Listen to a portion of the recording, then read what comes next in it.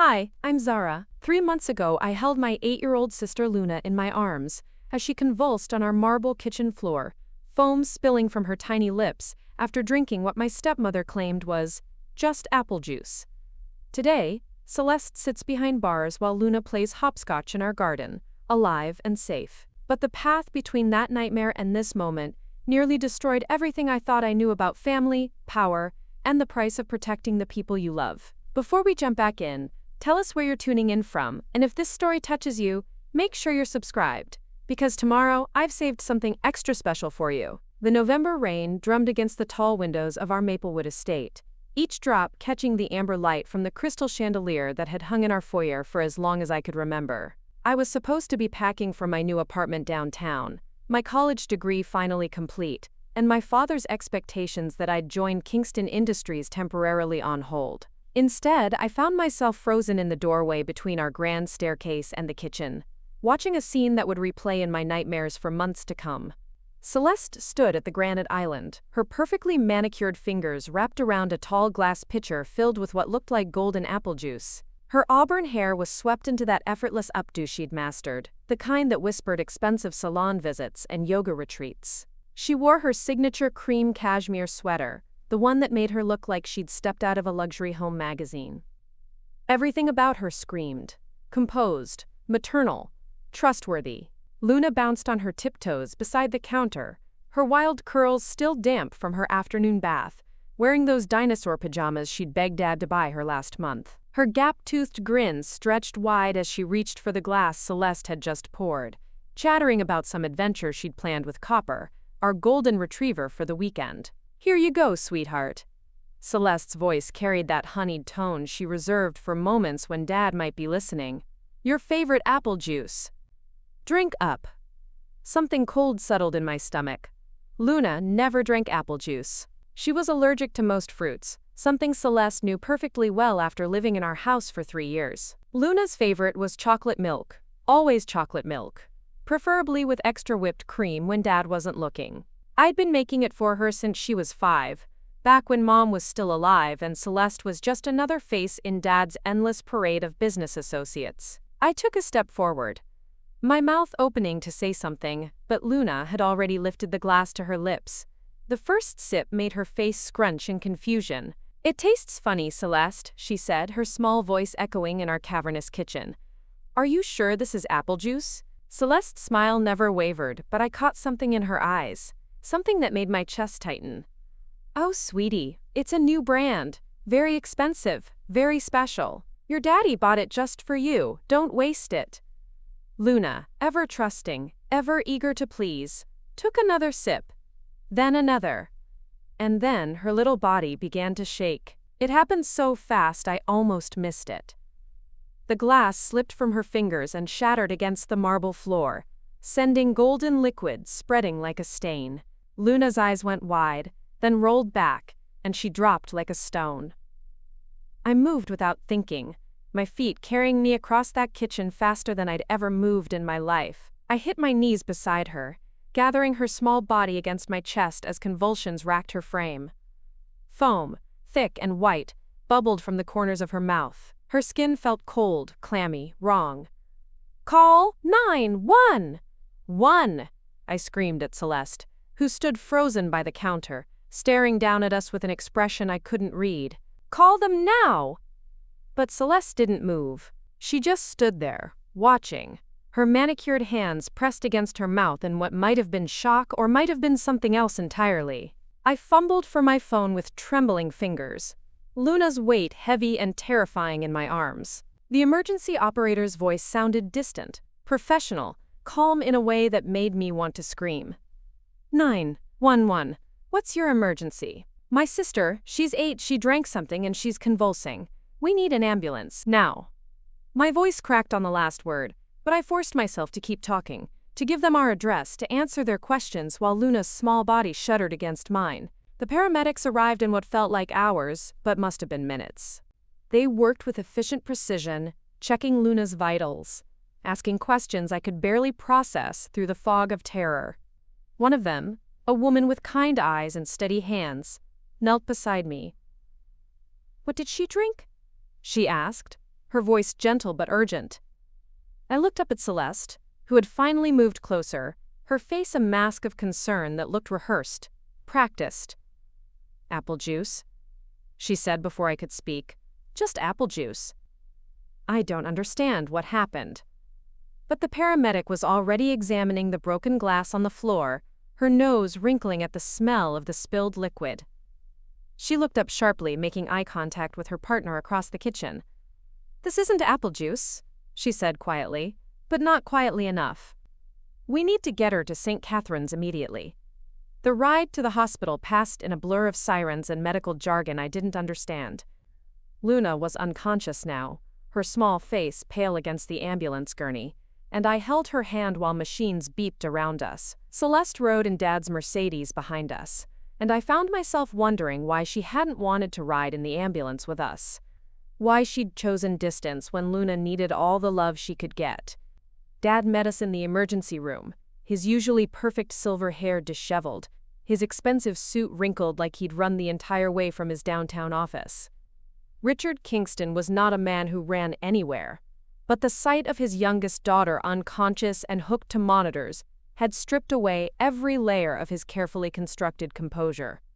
"What happened?" he demanded, his voice carrying that authority that made board members straighten their spines and competitors reconsider their strategies. But here, in this sterile hospital corridor, he just sounded like a terrified father. Celeste stepped forward, her hand finding his arm in a gesture that looked supportive, loving. She was thirsty after her bath. I gave her some of that organic apple juice you brought home last week. She drank it and just collapsed. The doctors think it might have been an allergic reaction. I stared at her, my mind racing. Dad had never brought home apple juice. Luna was allergic to apples. Celeste knew both of these things. But more than that, I remembered the smell that had made the paramedic's nose wrinkle, the way she'd looked at her partner, the urgency in their voices when they'd loaded Luna into the ambulance. Dr. Harrison, the emergency physician, emerged from Luna's room with the kind of expression that makes your heart stop. His face was grim, professional, but I caught something else there too. Anger, maybe. Or suspicion. "Mr. Kingston," he said, his voice carefully controlled. "We need to talk. Your daughter has been poisoned." The word hit the hallway like a physical blow. Dad's face went white, then red, then white again. Celeste's hand flew to her chest, her mouth opening in what looked like genuine shock. "Poisoned?" Dad's voice was barely a whisper. "How? With what?" Dr. Harrison glanced around the busy corridor, then gestured toward a small consultation room nearby. "Perhaps we should discuss this privately." As we filed into the cramped room, I caught sight of Luna through the glass partition of her room. She looked so small against the white hospital sheets, so fragile surrounded by machines and monitors. But she was breathing. Her chest rose and fell in steady rhythm. And that had to be enough for now. "Your daughter ingested a significant amount of ethylene glycol," Dr. Harrison said once we were seated. "Antifreeze. If she hadn't received treatment as quickly as she did, the outcome would have been very different." The silence that followed his words was deafening. Dad's face had gone completely still, the way it did when he was processing information that could change the trajectory of his business empire. But this wasn't business. This was Luna. "Antifreeze," he repeated slowly, as if saying the word might make it make sense. "How would Luna get antifreeze?" Dr. Harrison's eyes moved between us, lingering on each face. "That's what we need to determine. Ethylene glycol poisoning is almost always accidental in children, usually from improperly stored automotive fluids. But the amount your daughter consumed suggests she drank a full glass of contaminated liquid." I felt something cold settle in my stomach. A full glass. Like the glass I'd watched her drink from in our kitchen. The glass Celeste had handed her, calling it apple juice. Could someone have mixed it with something else? I asked, my voice sounding strange in my own ears. To disguise the taste? Dr. Harrison nodded grimly. "Antifreeze has a sweet taste that appeals to children and animals. It's often mixed with fruit juices or other flavored drinks, sometimes accidentally, sometimes. He trailed off, but the implication hung heavy in the sterile air. Celeste had been silent through the entire conversation, but now she spoke up, her voice shaky. This is horrible. Absolutely horrible. Luna must have gotten into something in the garage. Richard, didn't you have the car serviced last week? Maybe the mechanics left something out. It was a reasonable explanation. The kind of thing that could happen to any family, but something about the way she delivered it. The slight pause before she spoke, the way her eyes didn't quite meet anyone else's, made my skin crawl. We'll need to speak with the police, Dr. Harrison continued. This is a mandatory report. They'll want to examine your home, determine the source of the contamination. Dad nodded, his business mind already shifting into problem-solving mode. Of course, whatever they need. When can we see her? Preparing and narrating this story took us a lot of time, so if you are enjoying it, subscribe to our channel. It means a lot to us. Now back to the story. She's stable for now, but the next 24 hours are critical. We're treating her with fomepizole to counteract the poison, but there could be kidney damage, neurological effects. We won't know the full extent for several days. As Dr. Harrison left to check on Luna, I found myself alone with Dad and Celeste in that small, suffocating room. The fluorescent lights hummed overhead, casting harsh shadows that made everything look distorted, unreal. This doesn't make sense, I said quietly, more to myself than to them. Luna never drinks apple juice. She's allergic. Celeste's head snapped toward me, her green eyes flashing with something I'd never seen before. She's not allergic to apples, Zara. She's sensitive to the acids in some fruits. It's completely different. She breaks out in hives whenever she eats apples, I countered, my voice growing stronger. Remember her birthday party 2 years ago, when Mrs. Chen brought apple slices for the kids? That was a coincidence, Celeste said, but there was an edge to her voice now. She had a stomach bug that week. Dad looked between us, confusion and grief warring on his face. Does it matter right now? Luna is lying in that hospital bed, fighting for her life. We can figure out the details later. But it did matter. It mattered because I'd seen Celeste hand Luna that glass. I'd heard her encourage my sister to drink it even when Luna said it tasted wrong. I'd watched her stand frozen while Luna convulsed on our kitchen floor, not calling for help, not moving, just watching. The police arrived an hour later. Detective Paula Reeves was a compact woman with steel gray hair and eyes that seemed to see everything. She listened patiently as Dad and Celeste recounted their version of events, taking notes in a small leather notebook that looked like it had seen years of use. When it was my turn to speak, I found myself hesitating. What I wanted to say would shatter our family. It would destroy Dad's marriage, probably destroy him in the process. But Luna was lying in that hospital bed because someone had given her antifreeze disguised as apple juice, and I was the only one who seemed to think that was anything other than a tragic accident. I was in the hallway when it happened, I said carefully. I saw Celeste give Luna the drink. She called it apple juice, but Luna said it tasted funny. Celeste told her to keep drinking it anyway.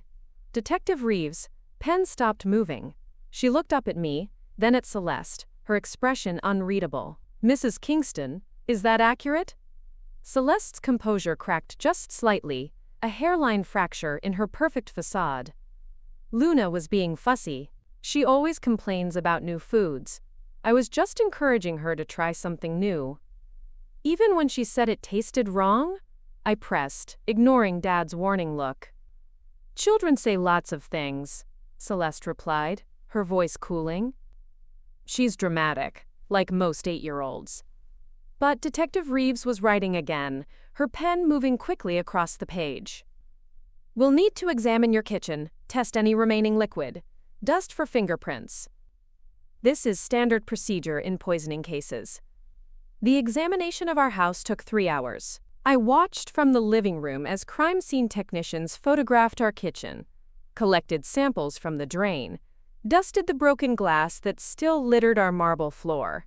Dad sat beside me, his phone buzzing constantly with calls from his office that he ignored for once in his life. Celeste had retreated to their bedroom.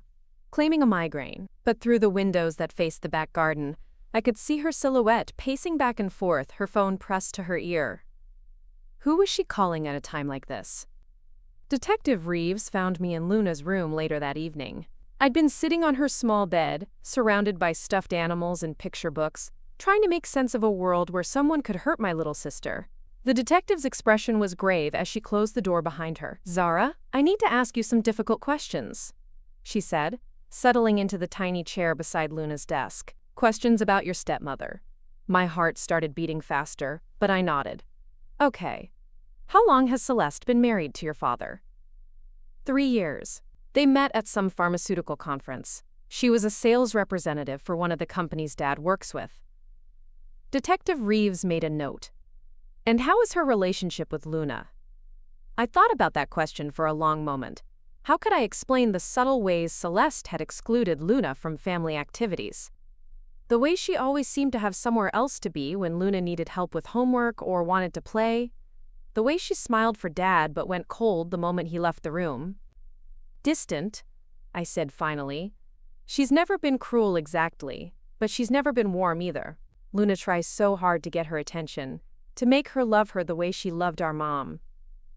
"And your relationship with Celeste?" That was easier to answer. "She tolerates me. Has since day one.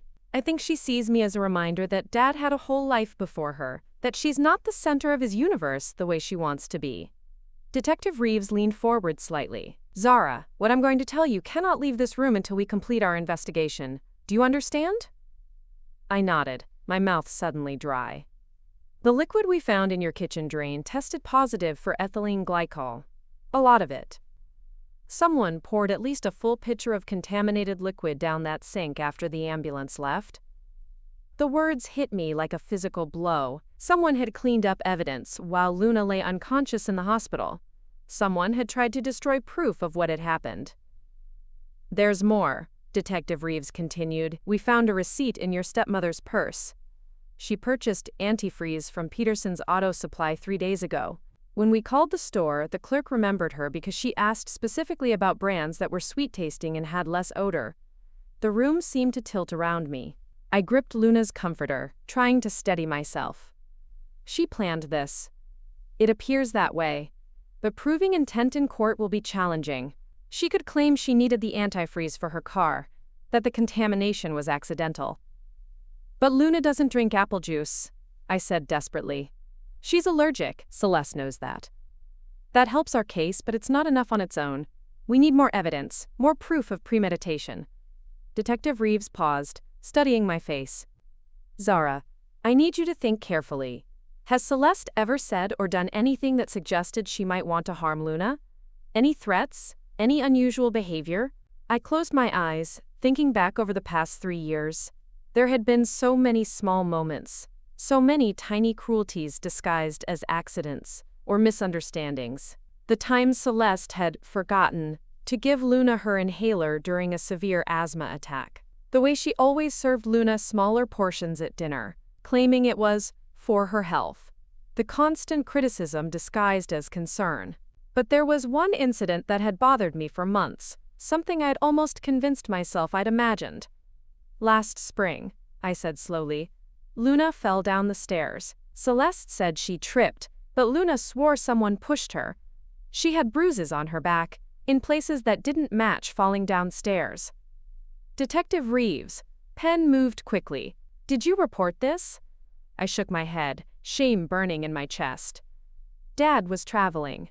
Celeste took Luna to the emergency room, got her checked out.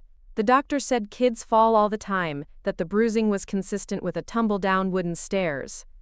I wanted to believe it was an accident." "What made you doubt it?" "Luna kept saying someone pushed her. She drew pictures afterward, these dark scribbles of a figure at the top of the stairs. When I asked her about them, she said it was the mean lady who hurt her." The silence that followed felt heavy with implications. Detective Reeves closed her notebook and looked at me directly. "Zara, your sister is going to recover. The doctors are optimistic about her prognosis. But we need your help to make sure this never happens again, to any child." I knew what she was asking. She wanted me to help build a case against Celeste. to testify against the woman who had married my father and wormed her way into our lives. It would tear our family apart. It would destroy Dad, who genuinely loved Celeste and believed she loved us in return. But Luna was lying in a hospital bed because someone had tried to poison her. Someone who lived in our house, who shared our meals, who tucked her in at night with gentle words and cold eyes. "What do you need me to do?" I asked. The plan Detective Reeves outlined was simple but dangerous. I would return home, act normally, and watch for any signs that Celeste was planning something else. If she had tried once to hurt Luna, she might try again, especially if she suspected the police were building a case against her. I would also reach out to Ivy Chen, my best friend since childhood, who had always been observant and trustworthy. Ivy worked as a paralegal at Rivera and Associates, one of the most prestigious law firms in Portland. If anyone could help me understand the legal implications of what we were dealing with, it would be her. But first, I had to face going home to a house where someone had tried to murder my little sister. The drive back to Maplewood felt longer than usual, even though it was only 20 minutes from the hospital. Our estate sat on 15 acres of manicured grounds, surrounded by old-growth trees that had been there since before the house was built in the 1920s. Dad had bought it when I was 10, after his company went public and made him one of Oregon's wealthiest men. The house itself was a sprawling Tudor revival with leaded glass windows and ivy climbing the stone facade. It had always felt like a fairy tale castle to me as a child, especially after Mom died, and it was just Dad, Luna, and me rattling around in rooms that could hold entire families. Now it felt like a trap. I parked my Honda Civic next to Dad's Mercedes in the circular driveway, noting that Celeste's white BMW was missing. According to Dad, she had gone to stay with her sister in Portland for a few days, claiming she was too distraught to remain in the house where Luna had been poisoned. It was a reasonable explanation, the kind of thing a caring stepmother might do after a traumatic experience. It also gave her an alibi and put distance between herself and the ongoing investigation. Dad met me at the front door, his face haggard with exhaustion and worry. At 53, Richard Kingston was still a handsome man, with silver hair and the kind of commanding presence that filled boardrooms and charity galas. But tonight he looked every one of his years, and several more besides. "How is she?" he asked before I'd even crossed the threshold. "The same. Stable. The doctor said we can visit again in the morning." I set down my purse and looked around our grand foyer, trying to see it through Detective Reeves' eyes. "Dad, we need to talk." He nodded wearily and gestured toward his study, the one room in the house that had always been purely his. Dark wood paneling, leather chairs, shelves lined with books he actually read. It smelled like his cologne and the expensive whiskey he sipped while working late into the night. I settled into the chair across from his massive oak desk and tried to find words for what I needed to say. How do you tell someone that the person they love might be trying to kill their child? "The police have some concerns about what happened to Luna," I began carefully. Dad's expression sharpened. "What kind of concerns?" "They found antifreeze in our kitchen drain. Someone poured a lot of it down the sink after we left for the hospital." I watched his face, saw the moment the implications hit him. "You're suggesting someone deliberately poisoned Luna?" "I'm not suggesting anything. I'm telling you what the police found." I took a breath, steeling myself for what came next. "Dad, they also found a receipt in Celeste's purse. She bought antifreeze 3 days ago." The silence stretched between us, filled with the tick of his antique desk clock and the distant sound of rain against the windows. Dad's face went through a series of expressions: confusion, disbelief, anger, and finally, something that looked like recognition. "There has to be an explanation," he said finally. "Maybe her car needed fluids. Maybe she was planning to winterize the garden equipment." "Maybe," I agreed. "But Dad, Luna doesn't drink apple juice. She never has. She's allergic, and Celeste knows that." He stood up abruptly, moving to the window that overlooked our back gardens. In the darkness, I could see the outline of the garage, where Celeste claimed Luna must have encountered the antifreeze accidentally. "You're asking me to believe that my wife tried to murder my daughter," he said without turning around. "I'm asking you to consider the possibility that someone did, and that whoever it was might try again." When he finally turned back to me, his face looked older than I'd ever seen it. Richard Kingston was a man who built empires, who commanded respect from senators and CEOs, who had never met a problem he couldn't solve with the right combination of money and strategy. But this was different. This was personal. This was family. "What do you want me to do?" he asked. It was the same question I'd asked Detective Reeves, and suddenly I understood the weight of it. Whatever happened next would change everything, for all of us. "I want you to help me protect Luna," I said. "Whatever that takes." The next morning arrived gray and cold, with frost coating the windows of our estate like delicate lace.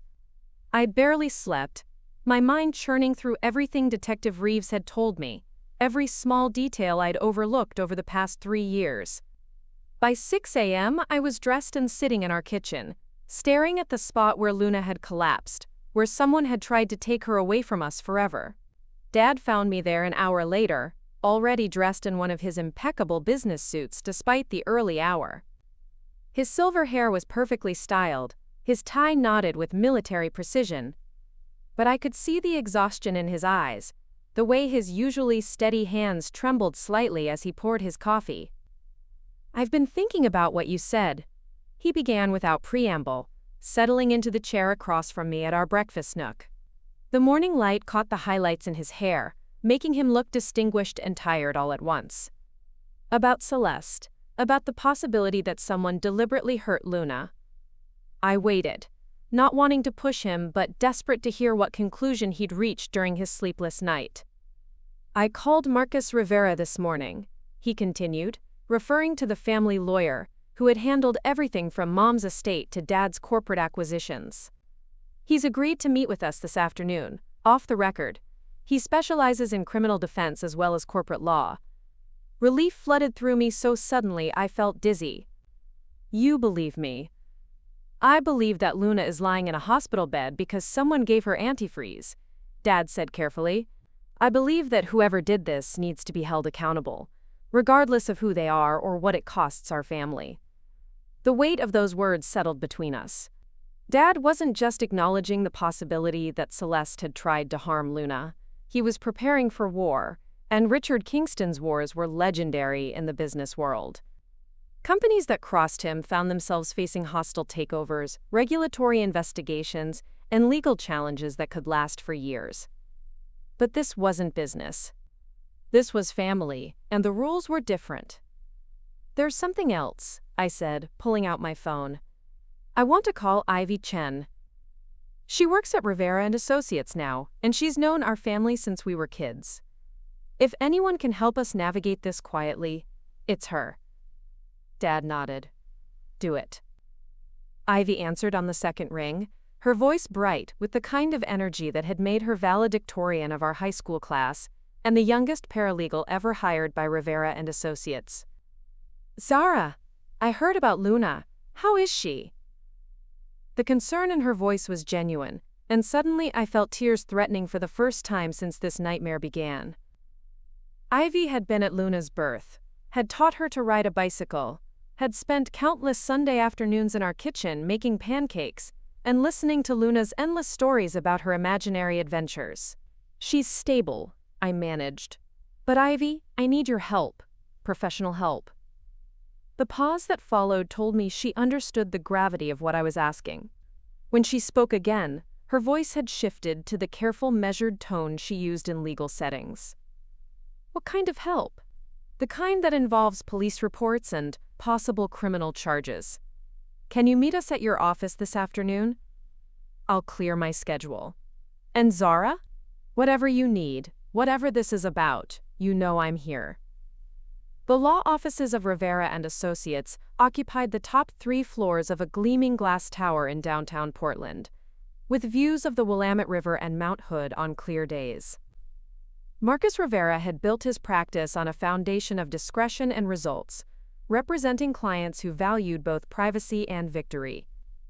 His office walls were lined with photographs of him shaking hands with governors, senators, and captains of industry, but the man himself was surprisingly understated. At 62, Marcus still had the lean build of the marathon runner he'd been in college, though his dark hair was now streaked with silver. He greeted Dad with the easy familiarity of someone who had been both lawyer and friend for over 2 decades, but his expression grew grave as we explained why we were there. Ivy sat beside me, taking notes in the precise shorthand that made her invaluable to the firm's partners. She'd grown into a striking woman, with glossy black hair that fell to her shoulders, and the kind of sharp intelligence that made opposing counsel underestimate her at their own peril. Today she wore a charcoal gray suit that was both professional and elegant, but I could see the worried friend beneath the polished exterior. "Let me make sure I understand the situation," Marcus said after we'd finished our account of Luna's poisoning and Detective Reeves' findings. "Your stepmother purchased antifreeze 3 days before Luna was poisoned. The liquid that poisoned Luna was found in your kitchen drain. And Zara witnessed Celeste encouraging Luna to drink something she knew the child was allergic to." "That's correct," Dad said, his voice steady despite the magnitude of what we were discussing. Marcus leaned back in his leather chair, his fingers steepled in front of him. "The evidence is suggestive, but circumstantial. A good defense attorney could argue that the antifreeze purchase was unrelated, that the contamination was accidental, that Celeste's encouragement was simply a stepmother trying to expand a child's palate. But the allergy," I protested. "Luna has been allergic to apples her entire life. Celeste has lived with us for 3 years, she knows." "Medical records," Ivy said suddenly, looking up from her notepad. "We need Luna's medical records documenting the allergy. Hospital visits, emergency room reports, any documentation that establishes a pattern of Celeste being aware of and present for allergic reactions." Marcus nodded approvingly. "Good thinking. What else do we have?" I thought about the conversation with Detective Reeves, about the incident with Luna falling down the stairs, about all the small moments over the years when Celeste's behavior had seemed off. There have been other incidents, times when Luna was hurt or in danger and Celeste was present. I never connected them before, but looking back. "We need to document everything," Marcus said. "Every incident, every witness, every piece of evidence that establishes a pattern of behavior. If this goes to trial, we'll need to prove not just that Celeste poisoned Luna, but that it was premeditated and part of a larger pattern of abuse. If it goes to trial," Dad's voice sharpened, "you think she might not be charged?" "Richard, I've known you long enough to speak plainly," Marcus said.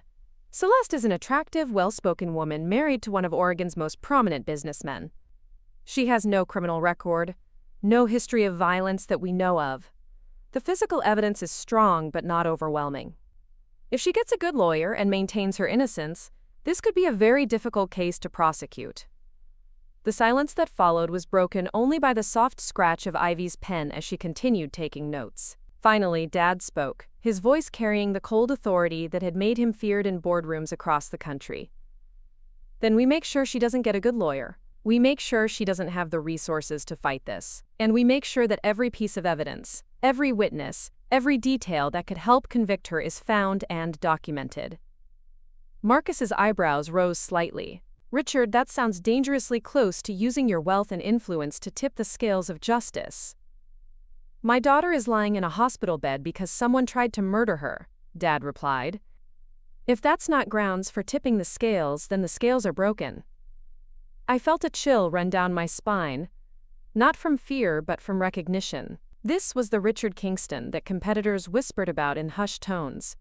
The man who had built a pharmaceutical empire by outthinking, outmaneuvering, and when necessary, overwhelming anyone who stood in his way. For the first time since Luna's poisoning, I felt something approaching hope.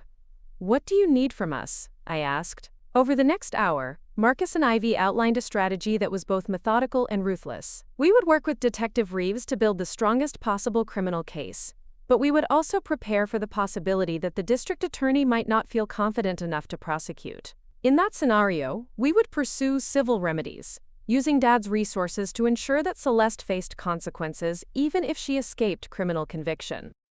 "I want you to understand what you're signing up for," Marcus warned as our meeting concluded.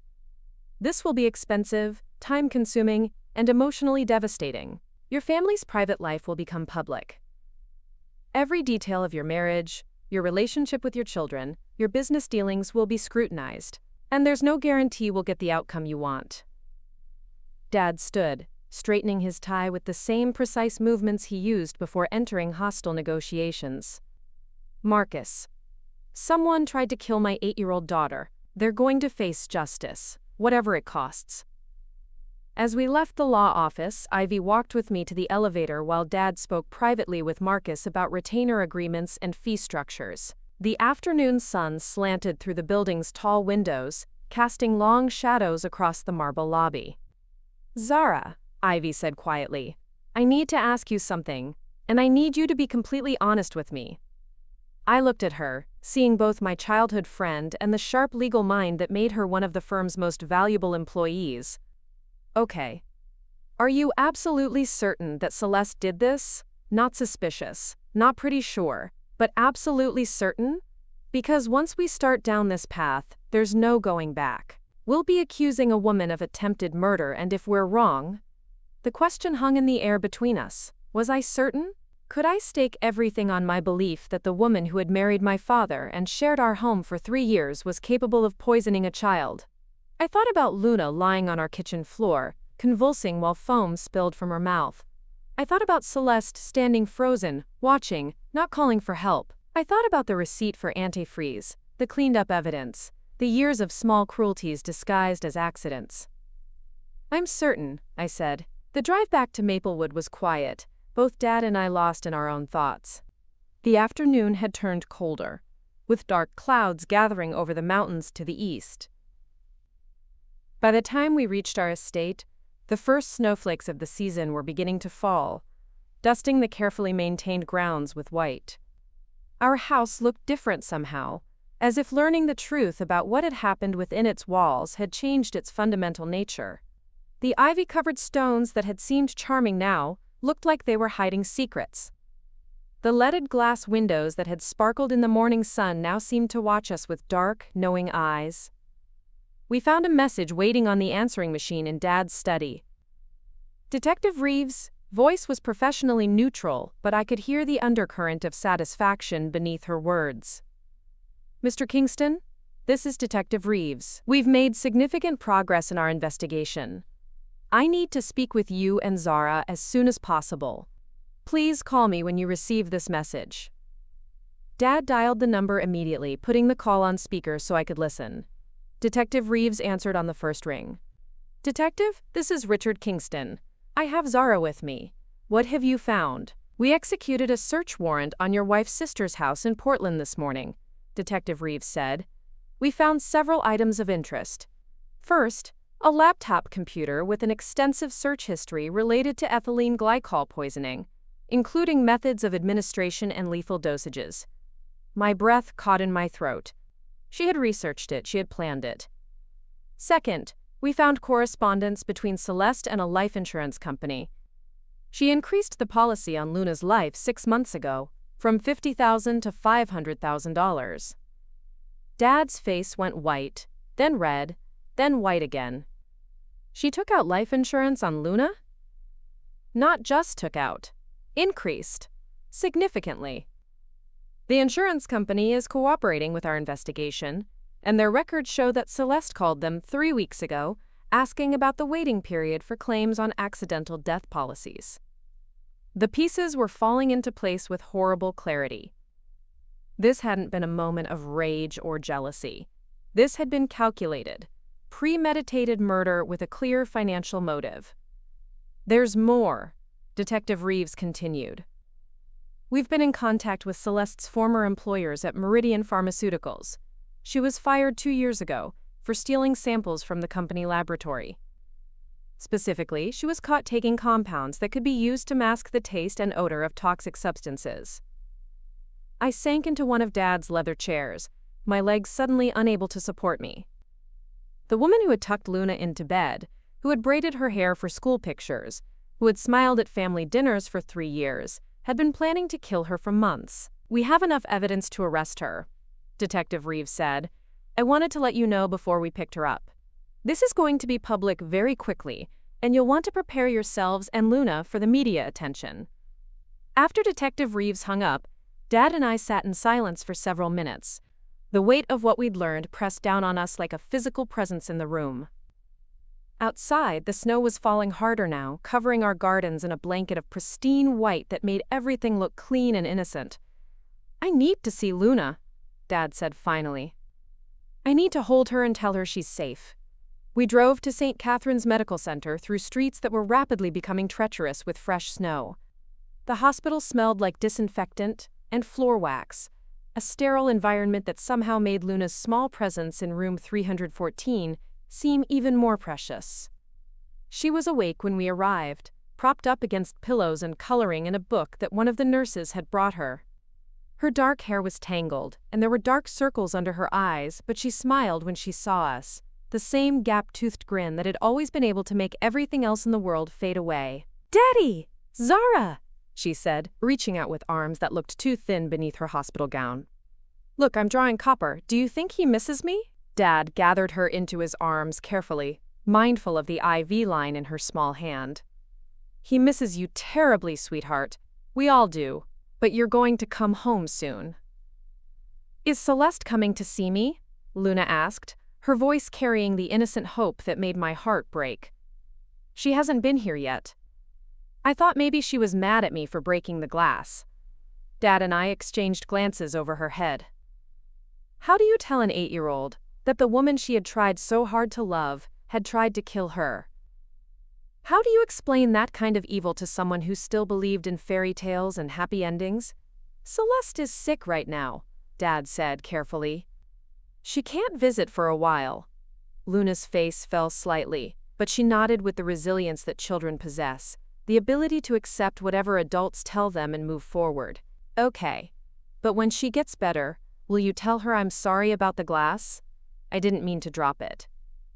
The tears I had been holding back for 2 days finally spilled over. I turned away, not wanting Luna to see me cry, but she noticed anyway. "Why are you sad, Zara?" she asked, reaching out to touch my hand with her small fingers. "The doctors said I'm going to be okay. They said I can probably go home tomorrow." "I'm not sad," I lied, wiping my eyes with the back of my hand. "I'm happy." "I'm so happy you're okay." That evening, Detective Reeves called again. Celeste had been arrested at her sister's house in Portland, charged with attempted murder in the first degree and child endangerment. The arrest had been clean and quiet, with no drama or resistance. According to the detective, Celeste had maintained her innocence but had asked for a lawyer immediately. The story broke on the late news, as Detective Reeves had predicted. I watched from Dad's study as a perfectly coiffed reporter stood in front of our estate's gates, describing the charges against Celeste and the investigation that had led to her arrest. Our family name, our address, Luna's age and condition were all broadcast to anyone who cared to listen. Prominent businessman Richard Kingston's wife has been charged with attempting to murder his 8-year-old daughter. The reporter intoned. Celeste Kingston allegedly gave the child antifreeze disguised as apple juice, then attempted to cover up evidence of the crime. The child is expected to make a full recovery, but sources close to the investigation say this appears to be a calculated attempt at murder for financial gain. Dad's phone began ringing immediately. Reporters, business associates, friends, and family members who had seen the news and wanted to know if it was true. He let them all go to voicemail, his face set in the grim expression I remembered from his most difficult business negotiations. "We need to get Luna home," he said. "Away from all this, somewhere she can heal without reporters trying to photograph her through hospital windows." The next morning dawned clear and bright, the snow from the previous evening already beginning to melt in the early sun. Dr. Harrison had agreed to discharge Luna under the condition that she continue taking medication and return for follow-up appointments to monitor her kidney function. The physical damage from the antifreeze was minimal, he assured us, but the psychological impact was something we would need to address carefully. Luna chattered excitedly during the drive home, pressing her face to the car window to watch the melting snow drip from tree branches. She seemed unaware of the police car that followed us at a discreet distance, or the news van parked across from our estate's entrance. "Are we going to have a party?" she asked as we pulled into our circular driveway. Like when I came home from the hospital when I had pneumonia? Dad's hands tightened on the steering wheel. What kind of party would you like? Ice cream, Luna said without hesitation. Chocolate ice cream with whipped cream and sprinkles. And maybe we could watch movies and build a fort in the living room? Quote, that sounds perfect, I said, meaning it. After everything that had happened, nothing sounded better than spending the evening curled up with Luna, watching Disney movies and pretending the outside world didn't exist. But as we carried Luna's things into the house, I noticed Dad looking around our home with new eyes. This was where Luna had been poisoned. This was where someone who claimed to love her had tried to take her life. The beautiful rooms that had been filled with our family's laughter and memories were now contaminated with the knowledge of what had happened here. We should consider selling, Dad said quietly as Luna ran upstairs to check on her room. I looked at him in surprise. This house? But it's been our home for 13 years. It's the house where someone tried to murder my daughter, he replied. I don't think any of us will ever feel safe here again. Before I could respond, the doorbell rang. Through the leaded glass panels beside our front door, I could see Ivy's familiar silhouette. She was holding a large bag from Luna's favorite ice cream shop and wearing the kind of smile that had made her my best friend since 2nd grade.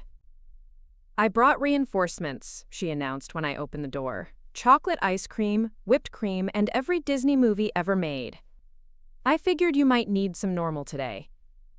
As the three of us settled into our living room with Luna, building the promised fort out of cushions and blankets, I felt something I hadn't experienced since this nightmare began. Peace. Not happiness, not yet, but a quiet calm that came from knowing Luna was safe, that justice was being served, and that we had people in our lives who would go to extraordinary lengths to protect the ones they loved. Luna fell asleep halfway through The Little Mermaid, curled up between Dad and me with chocolate ice cream still smudged on her chin. In sleep, she looked even younger than her 8 years, vulnerable and innocent in a way that made my chest ache with protective fury. She's gonna be okay, Ivy whispered, carefully extracting herself from our cushion fort. Kids are resilient. She'll get through this. I know, I said, though I wasn't sure I believed it yet. We all will. But as I watched Luna sleep, her small chest rising and falling in steady rhythm, I made a silent promise. Whatever it took, however long it took, whoever we had to fight, Luna would never again be in danger from someone who was supposed to love and protect her. The woman who had tried to take her from us was behind bars, but the work of healing, of rebuilding, of making sure this never happened again was just beginning.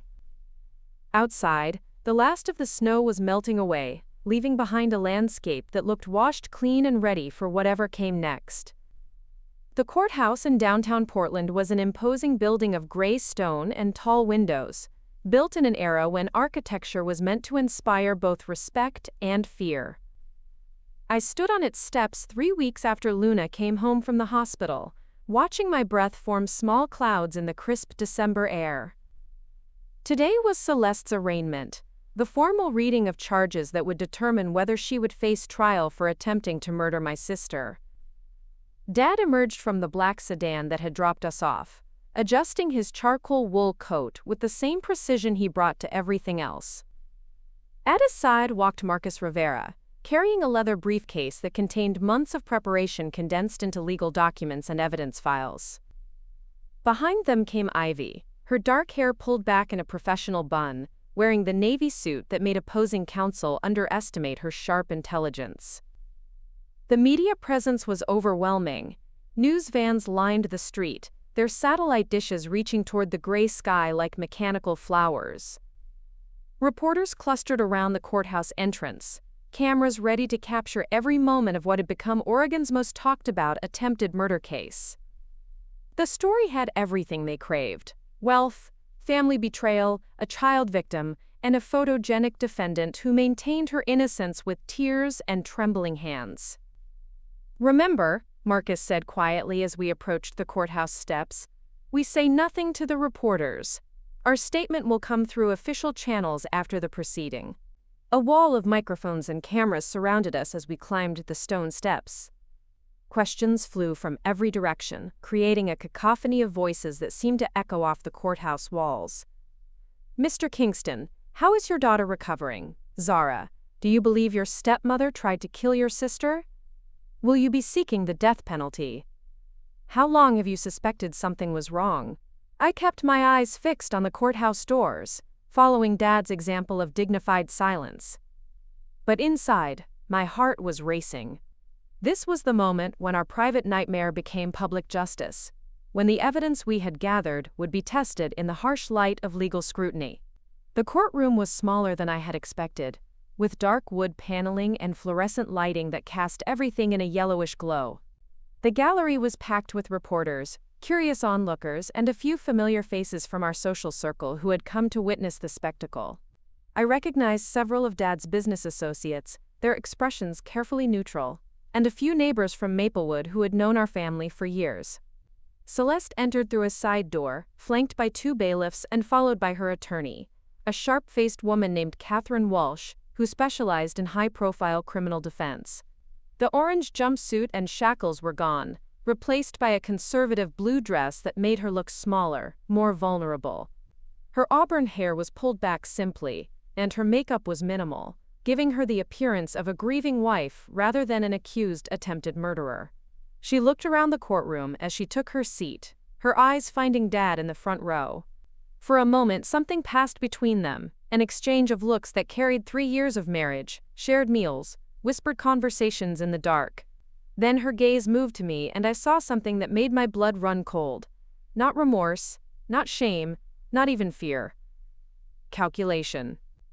Judge Patricia Hawthorne entered with the rustle of black robes and the sharp rap of her gavel.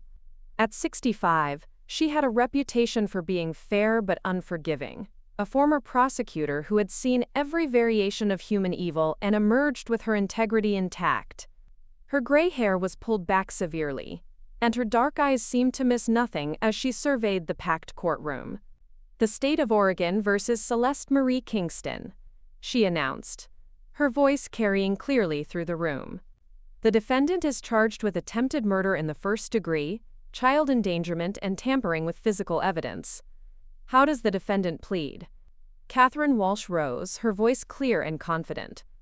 "Your Honor, my client pleads not guilty to all charges." The words seemed to hang in the air, despite their predictability. I had known this moment was coming, had prepared myself for it, but hearing Celeste's innocence proclaimed in open court still felt like a physical blow. She was denying everything, maintaining the fiction that Luna's poisoning had been some tragic accident. "Your Honor?" Marcus rose from our table, his voice carrying the authority that had made him one of Oregon's most feared prosecutors before he entered private practice. "Given the severity of these charges and the evidence in this case, the state requests that the defendant be held without bail." Judge Hawthorne's expression remained neutral as she reviewed the documents before her. "Ms. Walsh, what is your position on bail?" "Your Honor, my client is a respected member of the community with no criminal history. She has strong ties to Oregon through her marriage and family relationships. The charges against her are based entirely on circumstantial evidence and speculation. We request reasonable bail so that Mrs. Kingston can assist in her defense and be reunited with her family during this difficult time." The irony of those words, the suggestion that Celeste should be reunited with the family she had tried to destroy, made my stomach turn. But Walsh was doing her job, painting her client as a victim of overzealous prosecution rather than a woman who had calculated how much antifreeze it would take to kill an 8-year-old child. "The court has reviewed the evidence presented by both sides," Judge Hawthorne said finally. "While the defendant has no prior criminal record, the nature of these charges and the evidence presented suggest a significant flight risk. The defendant researched methods of poisoning, took out substantial life insurance on the victim, and demonstrated consciousness of guilt by attempting to destroy evidence. Bail is denied." The gavel came down with a sharp crack that seemed to echo through the courtroom. Behind me, I heard someone gasp, and I turned to see a woman in the gallery who bore a strong resemblance to Celeste. Her sister, I realized, the one who had provided an alibi and a place to hide after Luna's poisoning. As the bailiffs prepared to escort Celeste back to her holding cell, she turned once more to look at our family. This time, her mask slipped completely. The grieving wife, the shocked stepmother, the woman who claimed to love Luna like her own daughter, disappeared. What remained was something cold and calculating, a predator who had been caught but was far from finished fighting. "This isn't over," she mouthed silently, her eyes fixed on mine. The courthouse steps were chaos as we emerged into the gray afternoon. The decision to deny bail had energized the media, and reporters shouted questions with renewed urgency. Cameras flashed constantly, creating a strobe effect that made everything feel surreal and disorienting. Marcus had prepared a brief statement, which he read from the courthouse steps, while Dad and I flanked him in silent support. His words were careful, measured, designed to satisfy the media's hunger for information without prejudicing the upcoming trial. The Kingston family is grateful for the thorough investigation conducted by the Maplewood Police Department and the District Attorney's Office, he read. While we are pleased that the defendant will remain in custody pending trial, we recognize that the legal process is just beginning. Our focus remains on Luna's recovery and ensuring that justice is served for this heinous crime against an innocent child. The questions that followed were relentless, but Marcus guided us through the crowd and into the waiting sedan with practiced efficiency. As our driver pulled away from the courthouse, I caught a glimpse of Celeste's sister standing on the steps, her face twisted with anger and grief. She was surrounded by her own small group of supporters, people who believed in Celeste's innocence, despite the mounting evidence. "That went better than expected," Marcus said as we merged into downtown traffic. "Judge Hawthorne is tough but fair. Denying bail sends a strong message that the court takes these charges seriously." Dad hadn't spoken since leaving the courtroom, his face set in the granite expression I remembered from his most difficult business negotiations. When he finally broke his silence, his voice was controlled but carried an undercurrent of steel that made me glad I was on his side. "What happens now?" "Now we prepare for the fight of our lives," Marcus replied. "Walsh is good, and she'll use every trick in the book to create reasonable doubt. We need to be ready for character assassination, for claims that Luna's poisoning was accidental, for suggestions that our family is somehow responsible for what happened." The drive home to Maplewood took us through neighborhoods that had once felt familiar and safe. Now I found myself studying every face we passed, wondering who had seen the news coverage, who believed in Celeste's guilt or innocence, who might be forming opinions that could later influence a jury pool. Our estate looked different as we approached, not just because of the increased security Dad had installed or the discreet police patrol that now drove by twice each shift. The house itself seemed changed, as if the events of the past month had altered its fundamental character. The ivy-covered stones that had once seemed charming now looked like they were hiding secrets, and the tall windows that had sparkled in morning sunlight now seemed to watch us with knowing eyes. Luna was waiting for us in the front hallway, wearing her favorite purple sweater and a smile that could still make everything else fade away. At 8 years old, she possessed the remarkable resilience of childhood, the ability to bounce back from trauma in ways that amazed the adults around her. The doctors had pronounced her physically recovered, with no lasting damage to her kidneys or neurological system. Emotionally, she seemed to be healing as well, though she still had nightmares and asked occasional questions about why Celeste couldn't visit anymore. "How did it go?" she asked, launching herself into Dad's arms with the complete trust that children reserve for the people they love most. "Did the judge say when Celeste can come home?" Dad and I exchanged glances over her head. We had agreed to tell Luna only what she needed to know, to protect her from the full horror of what Celeste had tried to do. She knew that Celeste was sick and in a special hospital where doctors were trying to help her get better. She knew that this sickness made Celeste dangerous to be around, especially for children. She didn't know about the antifreeze, the life insurance policy, or the months of planning that had gone into her attempted murder. "Celeste is still very sick," Dad said carefully. "The doctors think it will be a long time before she's better." Luna's face fell slightly, but she nodded with the acceptance that had become her coping mechanism. "Okay, but when she gets better, will she remember how to be nice? Sometimes when people are sick, they forget things." The innocence of the question nearly broke my heart. Even after everything that had happened, Luna still believed that the woman who had tried to kill her had simply been confused. That somewhere underneath the evil was a person worth loving. "We'll see, sweetheart," I said, pulling her into a hug that I hoped would convey all the love and protection I couldn't put into words. "For now, let's focus on keeping you safe and happy." That evening, after Luna had gone to bed with her usual story and extra nightlight, Dad and I sat in his study reviewing the mountain of evidence that would form the foundation of the prosecution's case.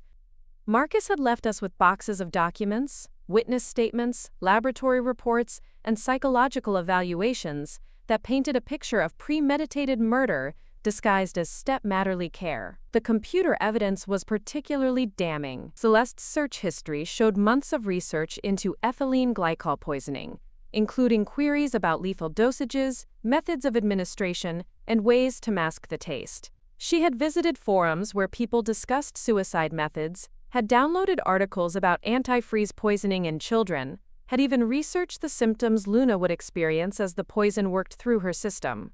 She knew exactly what she was doing, I said, scrolling through page after page of searches that revealed the calculation behind her actions. This wasn't a moment of anger or jealousy. She planned this for months.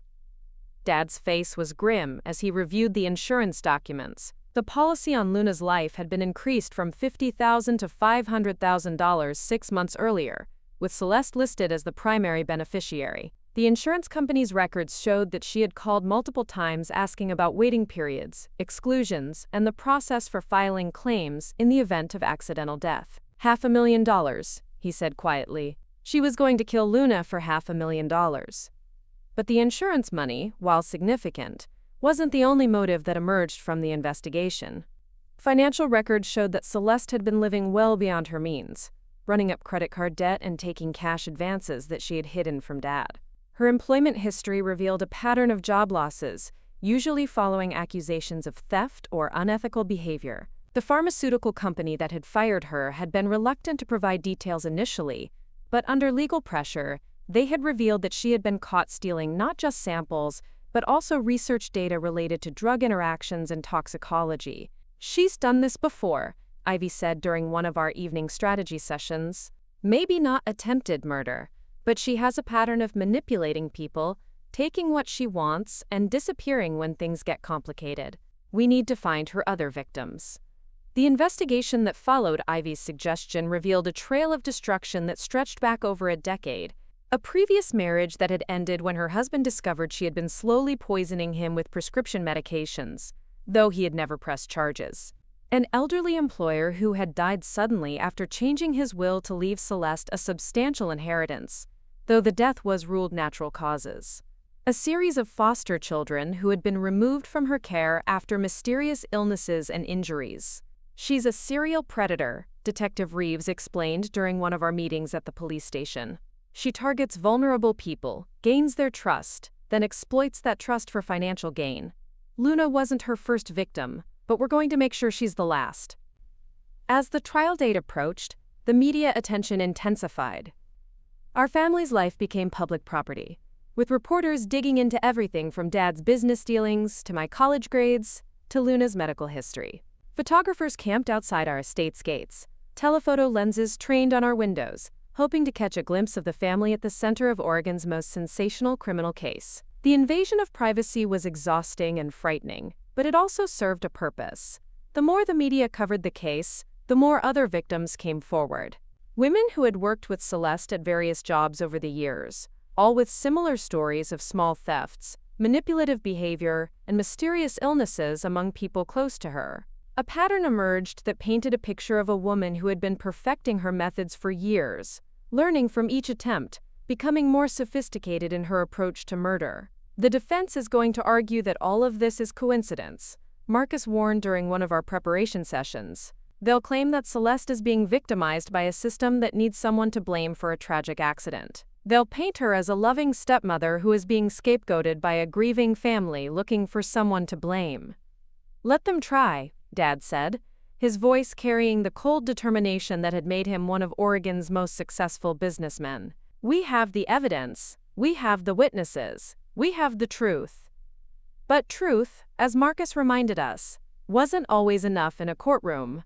Juries were made up of human beings, with their own biases, their own experiences, their own reasons for believing or doubting what they heard. A skilled defense attorney could plant seeds of doubt that would grow into reasonable doubt, the standard that would set Celeste free to find another victim, another family to destroy. The jury selection process took 3 days, with both sides carefully vetting potential jurors for any bias that might affect their ability to fairly judge the evidence. I watched from the gallery as 12 strangers were chosen to decide Celeste's fate, wondering what they thought as they looked at our family, what assumptions they made about our wealth, our grief, our determination to see justice done. On the morning the trial was scheduled to begin, I woke before dawn with a knot of anxiety in my stomach that no amount of preparation could ease. This was the moment when everything we had worked for, all the evidence we had gathered, all the witnesses we had found, would be tested in the harsh light of legal scrutiny. Luna was already awake when I went to check on her, sitting up in bed surrounded by stuffed animals and drawing in one of her coloring books. She looked up at me with the serious expression that had become more common since her poisoning, the look of a child who had learned too young that the world contained people who might hurt her. "Today is the big day, isn't it?" she asked. "When the judge decides if Celeste did something bad."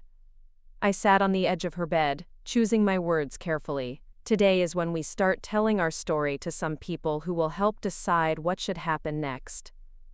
"Are you scared?" she asked, setting down her crayon and looking at me with those wide, trusting eyes that reminded me so much of our mother. "A little," I admitted. "But I'm also ready. Ready to make sure that what happened to you never happens to anyone else." Luna nodded solemnly, then reached over to hug me with the fierce intensity that only 8-year-olds possess. "I'm proud of you, Zara. And I'm proud of Daddy, too. You're the bravest people I know." As I held my little sister, feeling her steady heartbeat against my chest, I made a silent promise. Whatever happened in that courtroom, whatever tricks the defense tried to pull, whatever lies they told about our family, I would make sure that Luna's voice was heard. She was more than a victim in this case. She was a survivor, a little girl who had faced unimaginable evil and emerged with her spirit intact. The courthouse was even more crowded than it had been during the arraignment, with people lined up outside hoping to get one of the limited seats in the gallery. The media presence had grown as well, with national news organizations sending reporters to cover what had become known as the Kingston poisoning case. Inside the courtroom, everything felt heightened, more intense than during the preliminary hearings. The jury sat in their box, 12 faces that would determine whether Celeste spent the rest of her life in prison or walked free to find another victim. Judge Hawthorne presided with her usual stern authority, her gray eyes missing nothing, as she surveyed the packed courtroom. Celeste sat at the defense table wearing a conservative gray suit that made her look like a grieving widow rather than an accused murderer. Her hair was styled simply, her makeup minimal, everything calculated to present her as sympathetic rather than threatening. Beside her, Catherine Walsh shuffled through papers with the confidence of an attorney who believed she could create enough doubt to save her client. "Ladies and gentlemen of the jury," District Attorney James Morrison began his opening statement, his voice carrying clearly through the silent courtroom. "Over the next week, you will hear evidence that will shock and horrify you.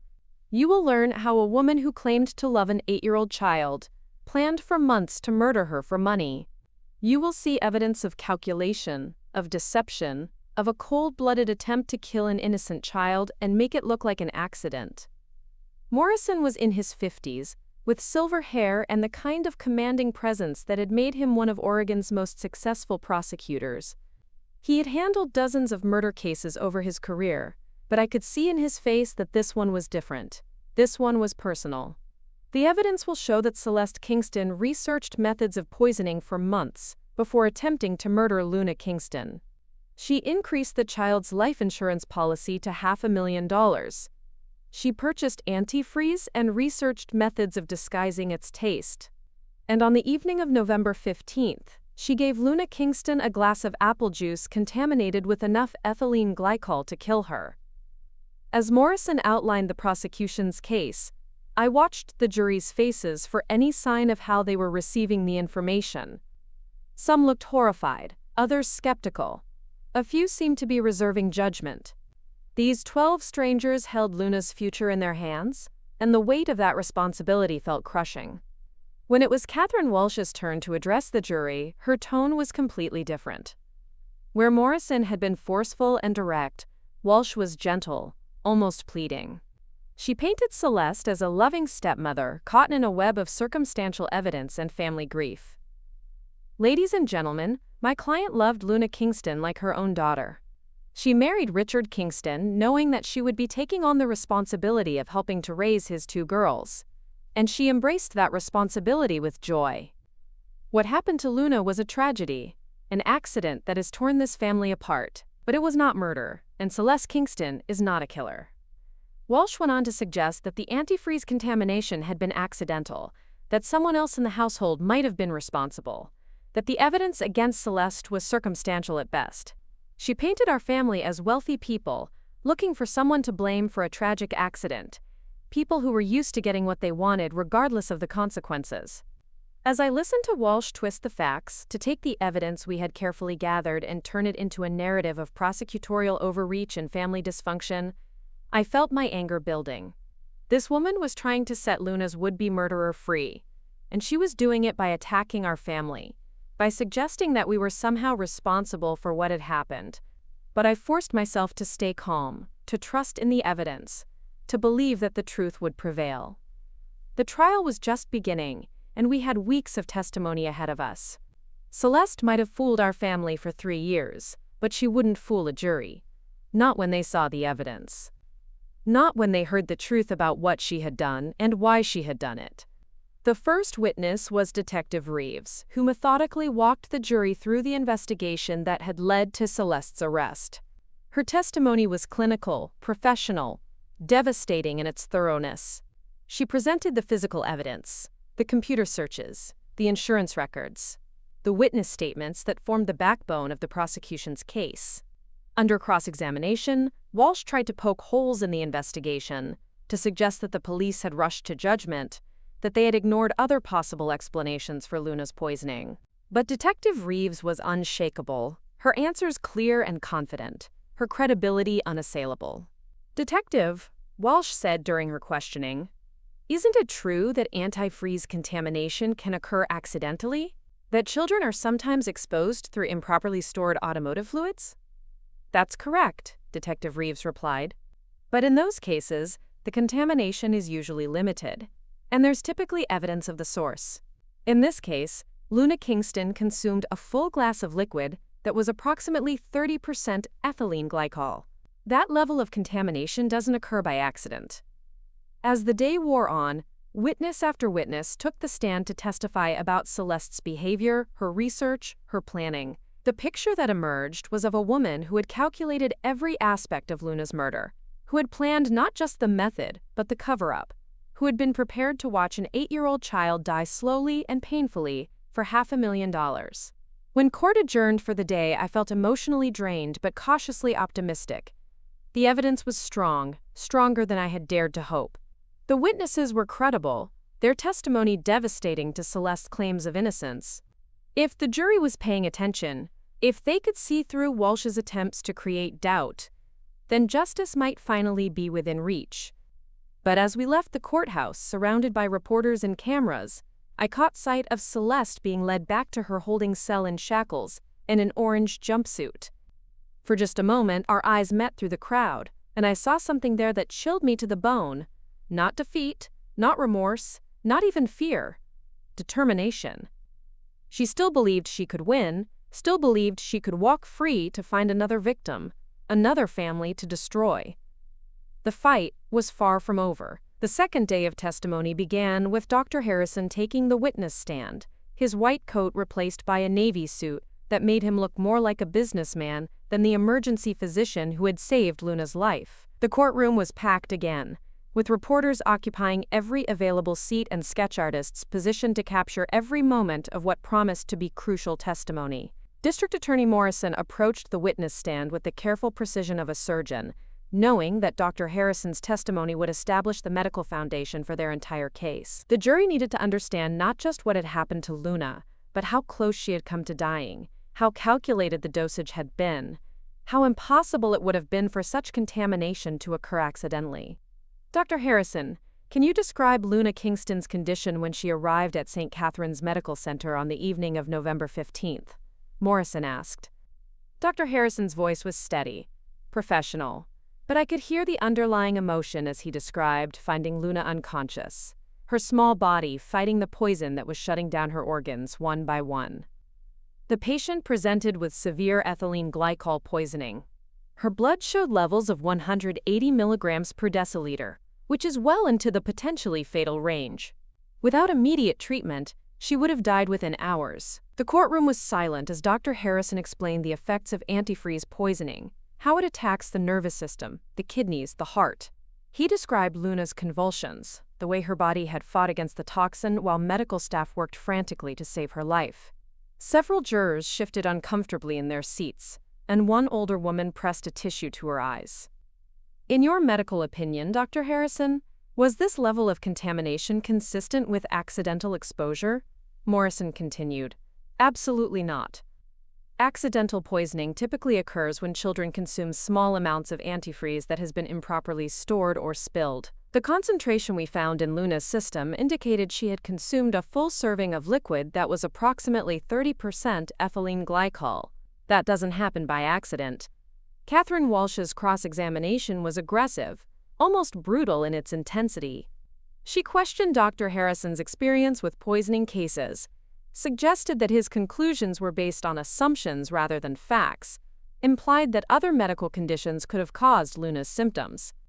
Dr. Harrison, isn't it true that children can have severe allergic reactions to certain foods or additives that can mimic the symptoms of poisoning? Walsh asked. Allergic reactions don't produce the specific blood chemistry we found in Luna Kingston, Dr. Harrison replied firmly. The presence of ethylene glycol in her system is unambiguous. She was poisoned. But you can't say definitively how that poison entered her system, can you? You weren't there when she consumed the contaminated liquid. Dr. Harrison's jaw tightened slightly. I can say that an 8-year-old child doesn't accidentally consume enough antifreeze to nearly kill herself. Someone gave it to her. As Dr. Harrison stepped down from the witness stand, I felt a mixture of relief and pride. He had remained calm under Walsh's aggressive questioning, his testimony clear and unshakable. The medical evidence was solid, irrefutable proof that Luna had been deliberately poisoned. The prosecution's case continued with a parade of witnesses who painted an increasingly damning picture of Celeste's premeditation and calculation. The clerk from Peterson's Auto Supply testified about her unusual questions regarding sweet-tasting antifreeze. Computer forensic specialists walked the jury through months of incriminating internet searches. Insurance investigators explained how Celeste had increased Luna's policy and inquired about claim procedures. But it was the testimony of Dr. Sarah Chen, a toxicologist from the state crime lab, that truly drove home the calculated nature of Luna's poisoning. Dr. Chen had analyzed the residue found in our kitchen drain, the liquid that someone had poured down the sink while Luna lay unconscious in the ambulance. The mixture we recovered contained ethylene glycol, apple juice concentrate, and a masking agent called sucralose. Dr. Chen testified. The concentration was precisely calibrated to be palatable to a child while delivering a lethal dose of poison. This wasn't a random contamination. It was a carefully prepared murder weapon. Morrison displayed blown-up photographs of the chemical analysis, pointing to peaks and valleys on spectrographic charts that meant nothing to me but clearly impressed the jury.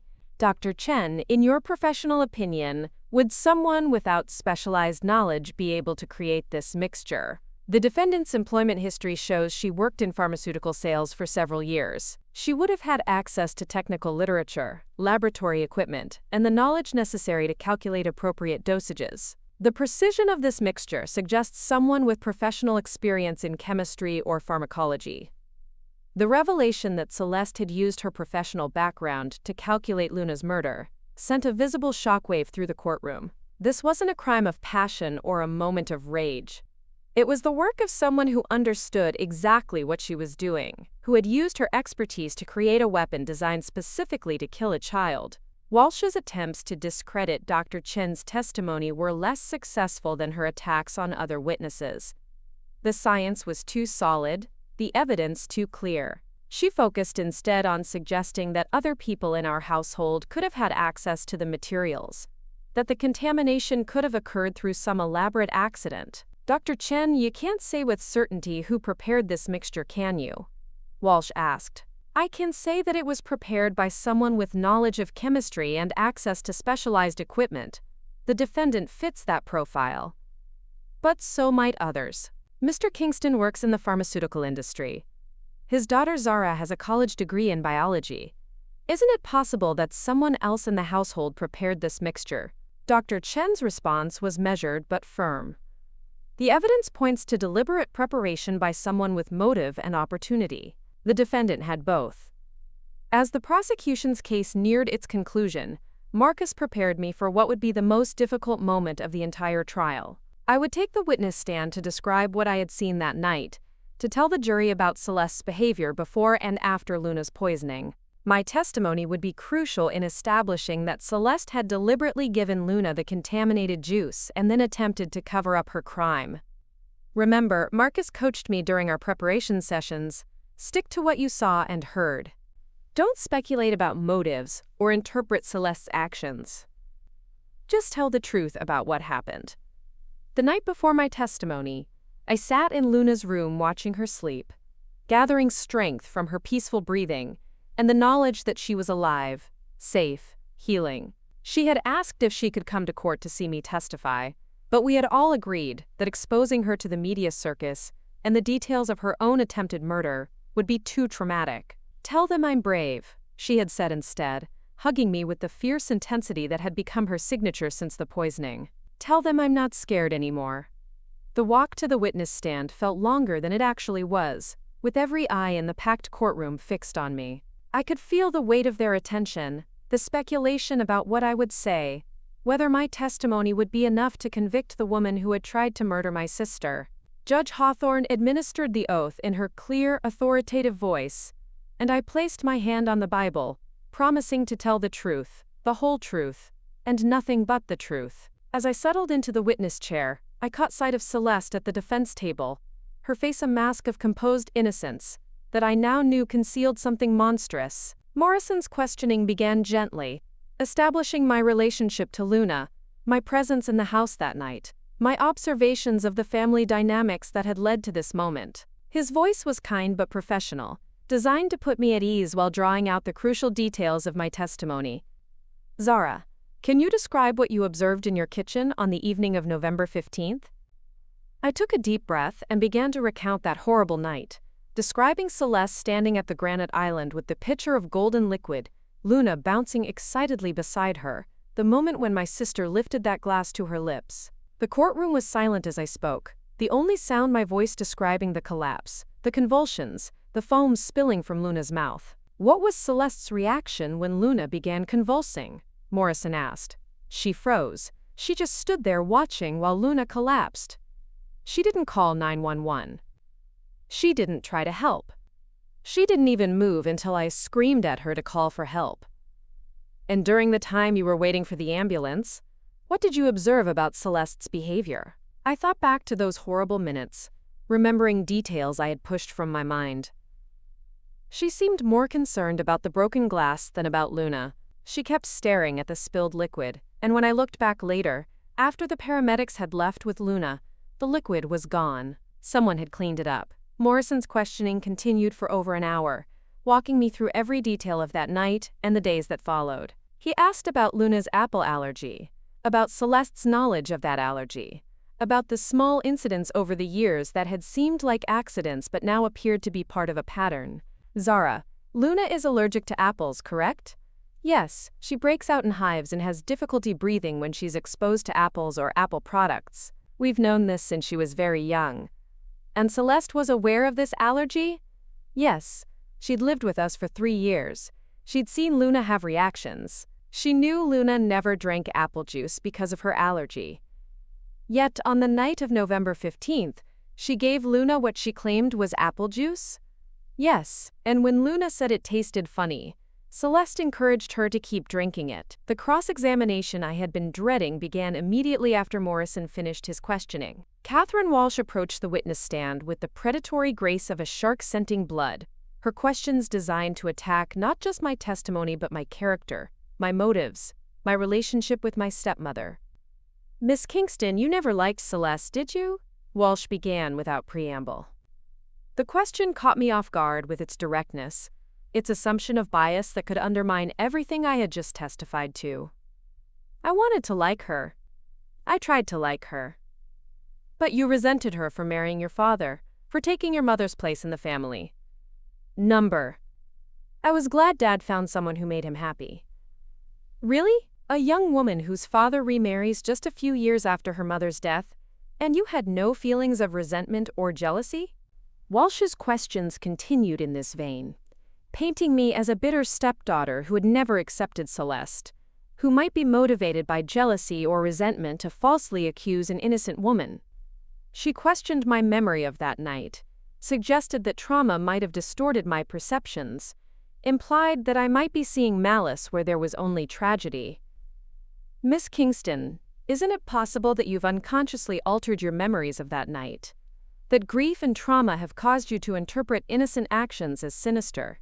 "No," I replied firmly. "I know what I saw. I know what I heard. Celeste gave Luna something she knew would hurt her, and when Luna started dying, she just stood there and watched." "But you can't read minds, can you? You can't know what Celeste was thinking or feeling in that moment." "I can know what she did, and what she didn't do." Walsh's questioning continued for what felt like hours, each question designed to chip away at my credibility, to plant seeds of doubt about my motives and my memories. But I held firm to the truth, to what I had witnessed, to the knowledge that Luna had nearly died because of Celeste's actions. When I finally stepped down from the witness stand, I felt emotionally drained but relieved. I had told the truth, had given the jury the facts they needed to understand what had really happened that night. Whether they believed me, whether they could see through Walsh's attempts to discredit my testimony, remained to be seen. Dad's testimony followed mine, and watching him on the witness stand was almost harder than testifying myself. This proud, powerful man was forced to admit that he had been deceived, manipulated, blinded by love to the danger that had been living in our home. His voice cracked as he described finding Luna in the hospital, learning that his wife had tried to murder his daughter.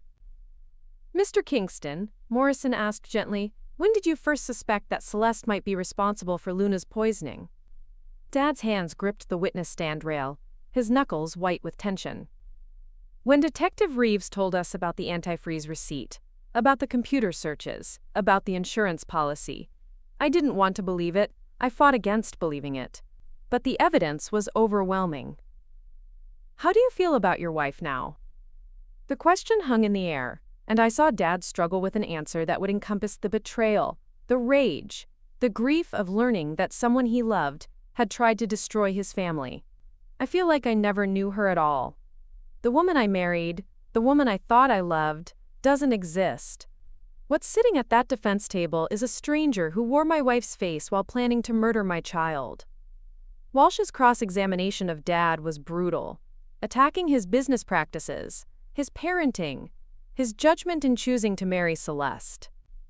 She painted him as an absent father who had left his children in the care of a woman he barely knew, who was now looking for someone to blame for his own failures.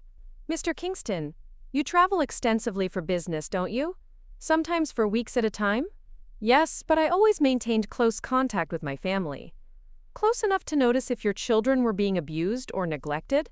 The implication was clear, and I saw Dad's face flush with anger and pain. "My children were not being abused or neglected. They were being slowly poisoned by someone I trusted." "But you didn't notice that either, did you? For months, according to the prosecution, your wife was planning to murder your daughter, and you saw nothing suspicious." Dad's voice was steady when he answered, but I could see the cost of that control in the tension around his eyes. "Celeste was very good at deception. She fooled me completely. That's something I'll have to live with for the rest of my life." The prosecution rested its case after 5 days of testimony that had painted a comprehensive picture of premeditated murder. The evidence was overwhelming. The computer searches, the insurance policy, the carefully prepared poison, the witness testimony that established motive and opportunity. If the jury was paying attention, if they could see through the defense's attempts to create doubt, conviction seemed inevitable.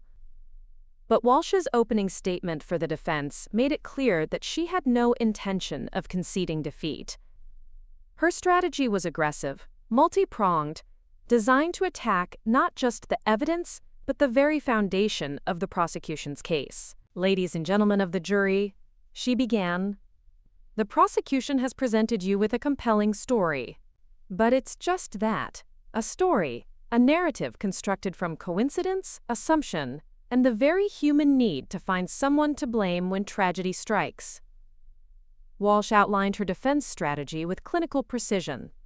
She would argue that Luna's poisoning was accidental, the result of contamination from automotive fluids that had been improperly stored or disposed of. She would suggest that the computer searches were innocent research, that the insurance policy was a prudent financial decision, that Celeste's behavior on the night of the poisoning was consistent with shock and trauma rather than guilt. Celeste Kingston loved Luna like her own daughter, Walsh told the jury. She devoted 3 years of her life to helping raise this child, to being a mother, to a little girl who had lost her biological mother. The prosecution asks you to believe that this loving relationship was all a lie, that Celeste was capable of the most heinous crime imaginable. But love doesn't lie. Love doesn't deceive. Love doesn't murder. The defense's first witness was Dr. Patricia Morse, a psychiatrist who specialized in family dynamics and child psychology. Walsh had clearly chosen her to counter the prosecution's narrative of a cold, calculating killer with testimony about Celeste's supposed devotion to Luna. "Dr. Morse, based on your review of the family's history, how would you characterize Celeste Kingston's relationship with Luna?" Walsh asked. "From everything I've seen, Mrs. Kingston developed a genuine maternal bond with Luna. Blended families often face challenges, but the evidence suggests that Celeste embraced her role as stepmother, with dedication and love." Dr. Morse's testimony continued in this vein, painting Celeste as a devoted stepmother caught in a web of circumstantial evidence and family dysfunction. She suggested that the stress of the accusation itself could explain any suspicious behavior, that innocent people often act guilty when faced with serious charges. Morrison's cross-examination was devastating. He forced Dr. Morse to admit that she had never actually met Celeste, that her opinions were based entirely on defense-provided materials, that she had no first-hand knowledge of the family dynamics she was describing. "Dr. Morse, you never observed Celeste Kingston interacting with Luna, did you?" "No, but I reviewed extensive documentation of their relationship." "Documentation provided exclusively by the defense team?" "Yes." "You never spoke to Luna Kingston, never evaluated her psychological state, never observed her behavior around her stepmother?" "That's correct." "So your testimony about this genuine maternal bond is based entirely on materials selected by the defense to support their narrative?" Dr. Morse's credibility crumbled under Morrison's relentless questioning, and I could see several jurors shifting uncomfortably as her bias became apparent. This was the defense's expert witness, and she had been thoroughly discredited within minutes of cross-examination. The defense's case continued with character witnesses who testified to Celeste's good nature, her devotion to charity work, her reputation as a caring person. But these witnesses were undermined by their obvious bias and their lack of knowledge about Celeste's criminal behavior, her pattern of deception, her careful planning of Luna's murder. Walsh's most dramatic moment came when she called Celeste herself to the witness stand. This was a risky strategy, as it opened Celeste to cross-examination by Morrison, but Walsh clearly believed that her client's personal testimony could overcome the mountain of evidence against her. Celeste took the witness stand wearing a simple black dress that made her look fragile, vulnerable, nothing like the calculating killer the prosecution had portrayed. Her voice was soft, trembling with emotion as she denied the charges against her. "I loved Luna like my own daughter," she testified, tears streaming down her face. "I would never, ever hurt her. The night she got sick was the most terrifying night of my life. I thought I was going to lose her, and I couldn't bear the thought." Walsh's questioning was gentle, supportive, designed to humanize Celeste and present her as a victim of circumstance rather than a perpetrator of evil. Celeste explained away each piece of evidence. The computer searches were innocent research triggered by news stories. The insurance policy was a responsible financial decision. Her behavior that night was the result of shock and trauma. "Mrs. Kingston, did you deliberately poison Luna?" Walsh asked directly. "No," Celeste replied, her voice breaking with apparent emotion. "I loved her. I would have died before I let anyone hurt her." But Morrison's cross-examination stripped away the facade of grief and innocence that Walsh had so carefully constructed. His questions were precise, relentless, designed to expose the contradictions and lies in Celeste's testimony. "Mrs. Kingston, you testified that you loved Luna like your own daughter. Is that why you took out a $500,000 life insurance policy on her?" "That policy was meant to protect her future, to ensure she would be taken care of if anything happened to Richard and me. But you made yourself the primary beneficiary, didn't you? If Luna died, you would receive the money, not Richard, not Zara." Celeste's composure began to crack under Morrison's relentless questioning. The tears dried up, replaced by flashes of anger that revealed the calculating predator beneath the grieving stepmother facade. "Mrs. Kingston, you researched ethylene glycol poisoning for months before Luna's accident, didn't you?" "I never researched poisoning methods." "But the computer records show otherwise.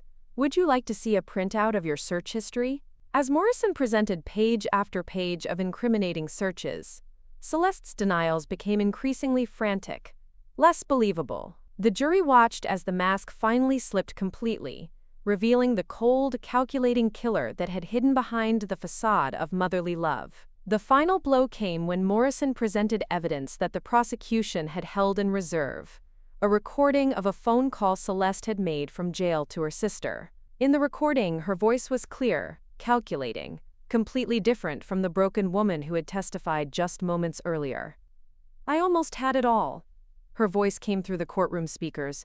$500,000, and no more dealing with Richard's bratty kids. If that little girl hadn't been found so quickly, if they hadn't been able to save her, I would have been set for life. The silence that followed the recording was absolute. Several jurors stared at Celeste in apparent shock, their faces reflecting the horror of hearing a woman casually discuss her attempted murder of a child. Celeste herself had gone completely white, her hands trembling as she realized that her own words had condemned her.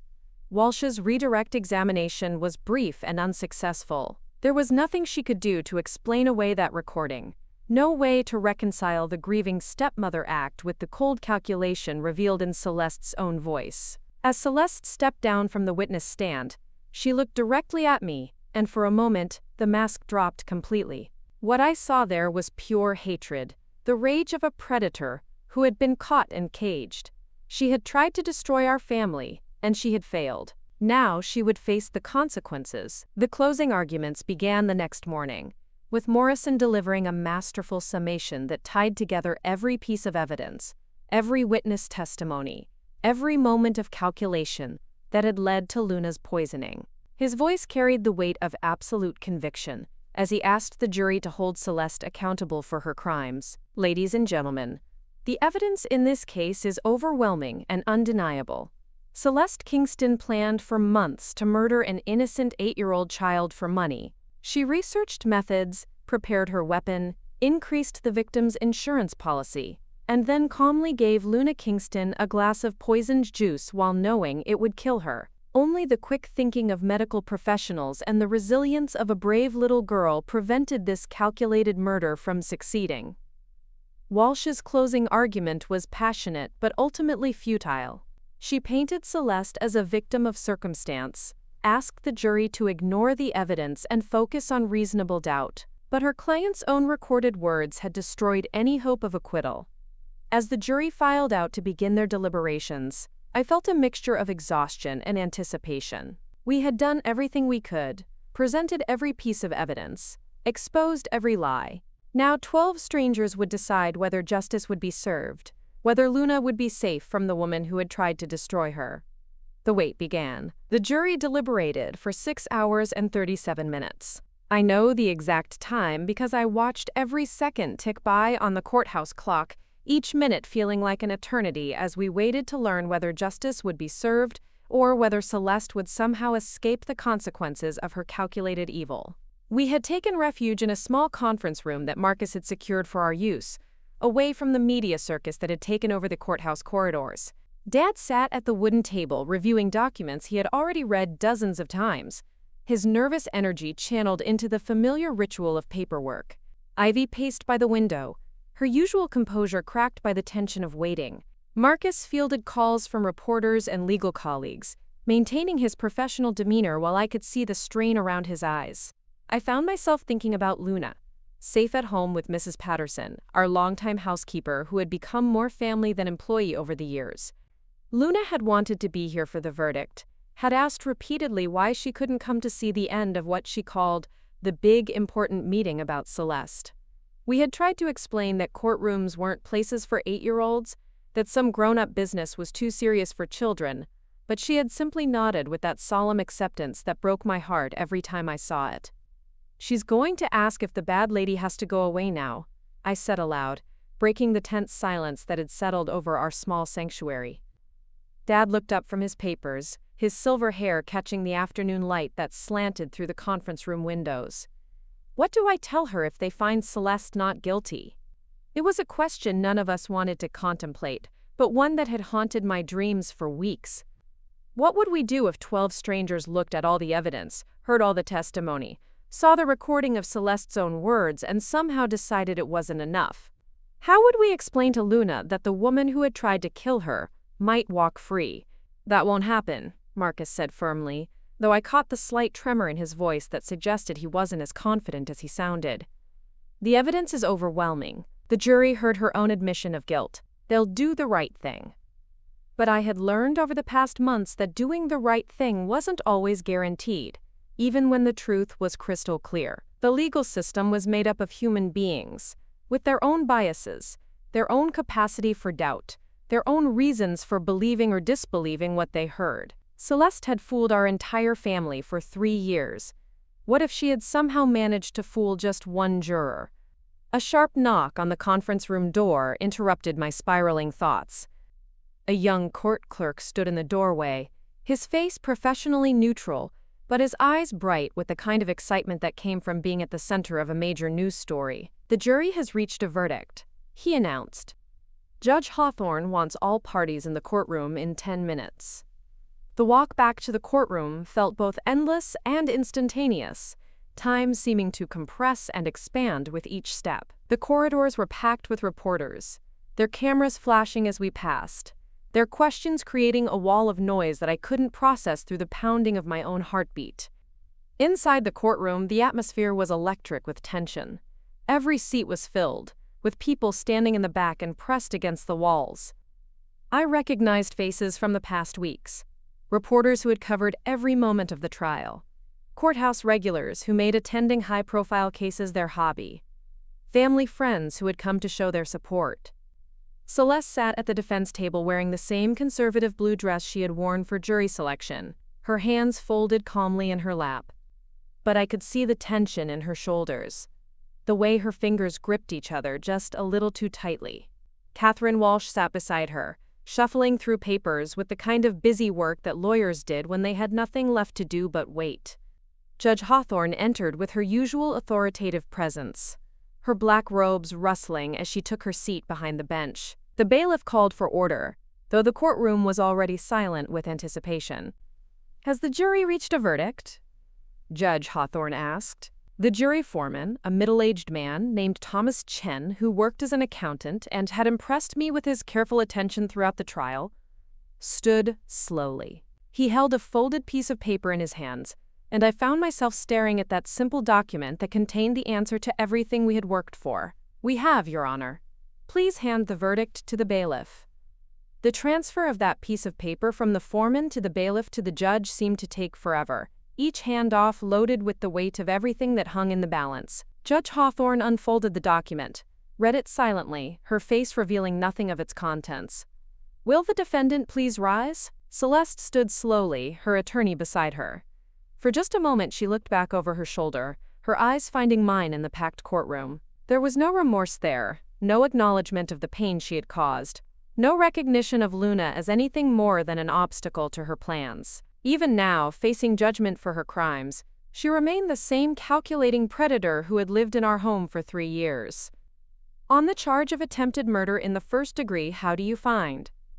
Thomas Chen's voice was clear and steady as it carried through the silent courtroom. We find the defendant guilty.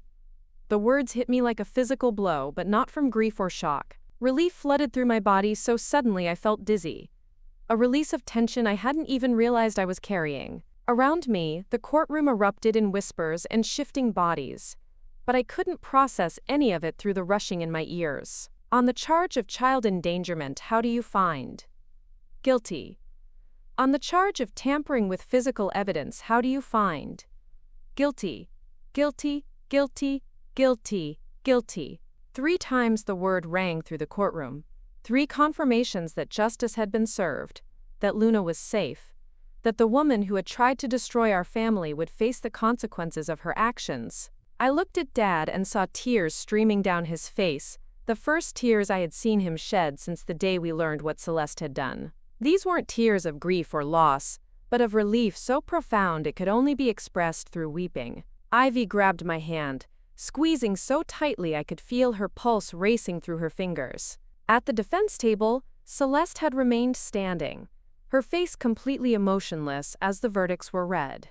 Catherine Walsh placed a comforting hand on her client's shoulder, but Celeste shrugged it away with obvious irritation. Even in defeat, she couldn't maintain the facade of the grieving, wrongly accused stepmother. Judge Hawthorne's gavel came down with 3 sharp raps that seemed to echo through the suddenly quiet courtroom. The jury's verdict is entered into the record. Sentencing will be scheduled for 4 weeks from today. The defendant will remain in custody until that time.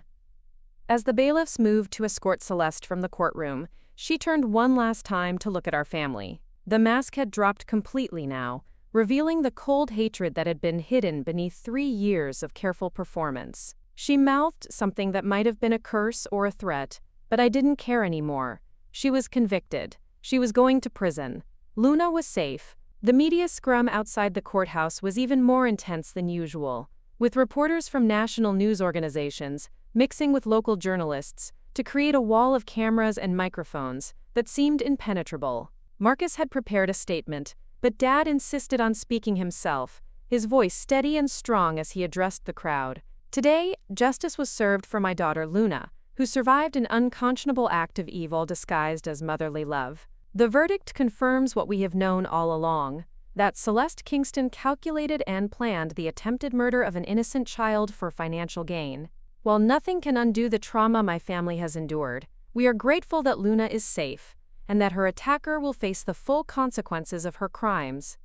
The questions that followed were predictable, focusing on our family's plans for the future, Luna's recovery, our feelings about the verdict. Dad handled them with the same grace he brought to hostile corporate negotiations, answering what needed to be answered and deflecting the rest with professional politeness. But I found myself thinking about Luna again, waiting at home for news of whether the woman who had tried to kill her would be held accountable. She deserved to hear the verdict from us, not from a news report or a playground conversation with other children who had heard their parents talking about the case. The drive home to Maplewood felt different than any we had taken over the past months. The roads looked the same, the familiar landmarks unchanged, but everything felt lighter somehow, as if a weight I hadn't realized I was carrying had finally been lifted from my shoulders. Dad was quiet as he drove, but his hands were relaxed on the steering wheel, his shoulders no longer carrying the tension that had become his constant companion. Our estate came into view as we crested the hill that marked the boundary of our neighborhood, the ivy-covered stone walls and leaded glass windows, looking more like home than they had in months. The news vans were still camped outside our gates, but they seemed less threatening now, more like an annoyance than a siege. Luna was waiting for us in the front hallway, having clearly been watching from the windows for our return. She launched herself into Dad's arms with the kind of enthusiastic greeting that only children can manage, chattering about her day with Mrs. Patterson and the art project they had completed together. "Did you tell the judge about Celeste being sick?" she asked as Dad set her down. "Did the doctors say when she might get better?" Dad and I exchanged glances. and I saw him struggle with how to explain the verdict in terms an 8-year-old could understand. How do you tell a child that the woman she had tried so hard to love had been found guilty of trying to murder her? The judge and the jury decided that Celeste is very, very sick, Dad said carefully. So sick that she needs to stay in the special hospital for a very long time. She won't be coming home, Luna. Not ever. Luna's face went through a series of expressions as she processed this information. Confusion, sadness, and finally a kind of relief that she was too young to fully understand but mature enough to feel. Is that why she tried to hurt me? She asked quietly. Because she was sick? The question hung in the air, loaded with innocence and pain in equal measure. How do you explain evil to someone who still believes in fairy tales? How do you tell a child that sometimes people do terrible things not because they're sick, but because they choose to? Sometimes grown-ups make very bad choices, I said, kneeling down to meet Luna at eye level. That doesn't mean it was your fault, or that you did anything wrong. It means that some people have something broken inside them that makes them hurt other people. But I'm safe now? Luna asked, her dark eyes searching my face for reassurance. You're safe now, Dad confirmed, his voice carrying absolute conviction. We're all safe now. The sentencing hearing 4 weeks later was less dramatic than the trial itself, but no less significant. Judge Hawthorne sentenced Celeste to life in prison without the possibility of parole, the maximum penalty allowable under Oregon law for attempted murder with aggravating circumstances. The aggravating circumstances, she noted, included the victim's age, the calculated nature of the crime, and the defendant's breach of trust as a parental figure. Celeste showed no emotion as the sentence was pronounced, maintaining the cold composure that had emerged once her facade finally cracked. She was led from the courtroom in shackles, disappearing into the prison system where she would spend the remainder of her life paying for her attempt to murder an innocent child. But the end of the legal proceedings wasn't the end of our story. In many ways, it was just the beginning of a different chapter, one focused on healing, rebuilding, and finding meaning in the trauma we had survived. Luna returned to school gradually, with the help of counselors and therapists who specialized in helping children process traumatic experiences. Her teachers were briefed on what had happened and instructed to watch for signs of anxiety or depression, but Luna seemed to adapt with the remarkable resilience that children possess. She still had nightmares occasionally, still asked questions about why Celeste had tried to hurt her, but she was healing in the way that only children can. The media attention gradually faded, as other stories captured the public's interest. Though our case was occasionally referenced in articles about domestic violence or child abuse, I received letters from people around the country who had survived similar experiences, who found strength in our story, or wanted to share their own tales of surviving predatory family members.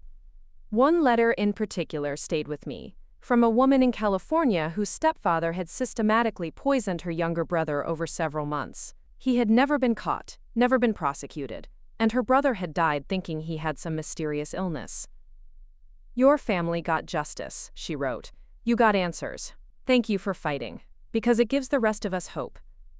Dad threw himself into work with renewed energy, but also made changes that reflected his new understanding of what truly mattered. He traveled less, delegated more, and made sure that Luna and I knew we were his priorities in ways that went beyond words. He established a foundation focused on child protection and domestic violence prevention, using his wealth and business connections to support organizations that help families like ours. 6 months after Celeste's sentencing, we decided to sell the Maplewood estate. Despite its beauty and our many happy memories there, the house would always be the place where someone had tried to murder Luna. We found a smaller home closer to downtown Portland, with bright windows and open spaces that felt full of possibility rather than shadowed by the past. Luna helped design her new room, choosing cheerful yellow paint and bookshelves that would hold her growing collection of adventure stories. She seemed excited about the move, eager to start fresh in a place that held no difficult memories.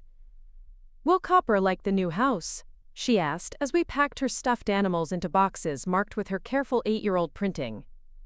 He'll love it, I assured her. There's a big backyard for him to run around in, and lots of windows so he can watch for squirrels. And no one there will try to hurt us? The question caught me off guard, a reminder that despite her resilience, Luna still carried the fear that someone she trusted might betray her again. "No one will hurt us," I said firmly. "We're very careful now about who we let into our family." The trial and its aftermath had changed me as well, in ways I was still discovering.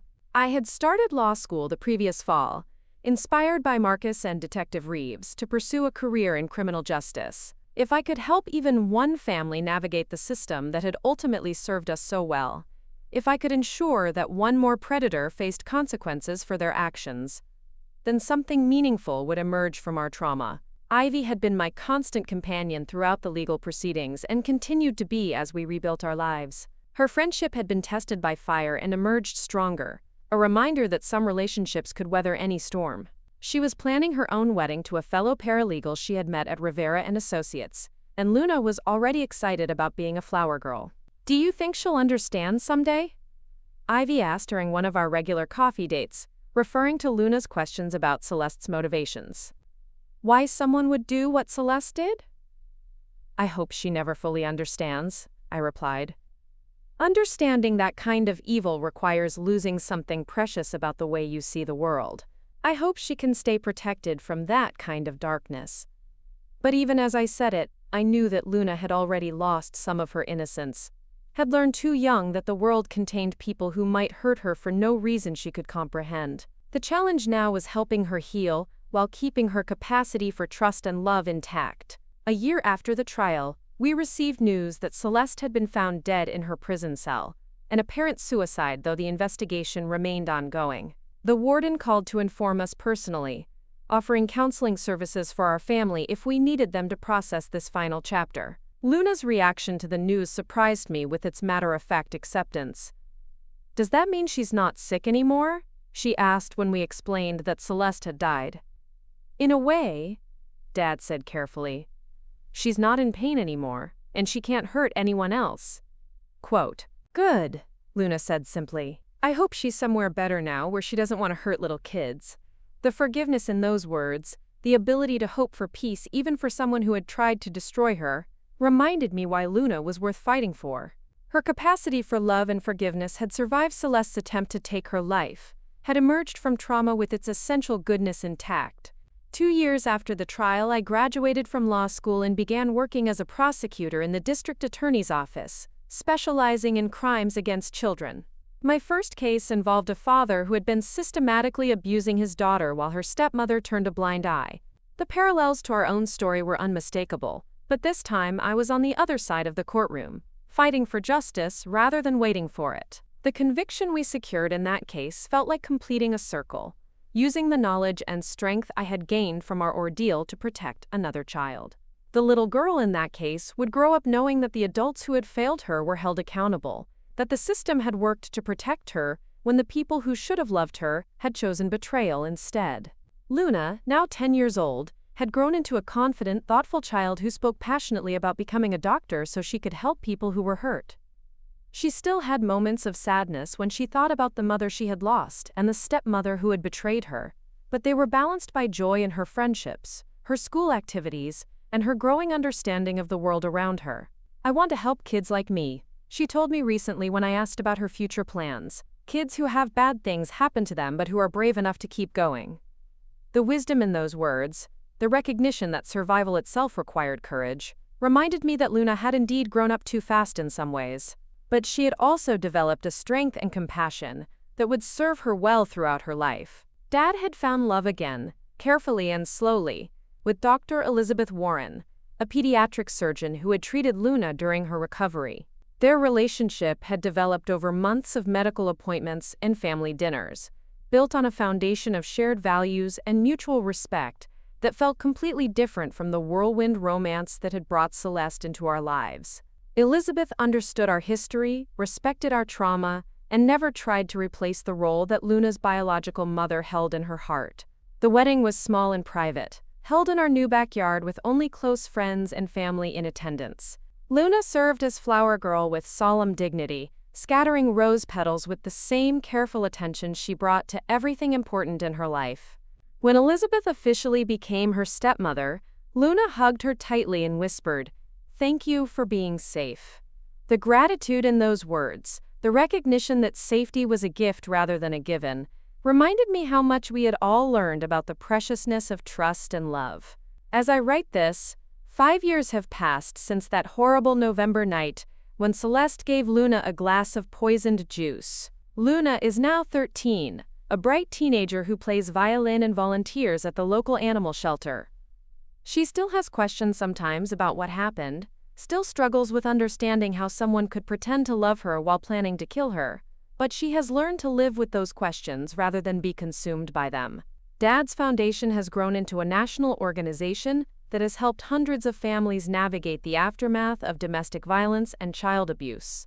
The Kingston Foundation provides legal support, counseling services, and financial assistance to families who lack the resources we were fortunate enough to possess. It's become his legacy, a way of transforming our trauma into something that helps others. I've prosecuted dozens of cases involving crimes against children, securing convictions that have put predators behind bars, and protected vulnerable kids from further harm. Each case reminds me why our fight mattered, why Luna's survival was about more than just our family.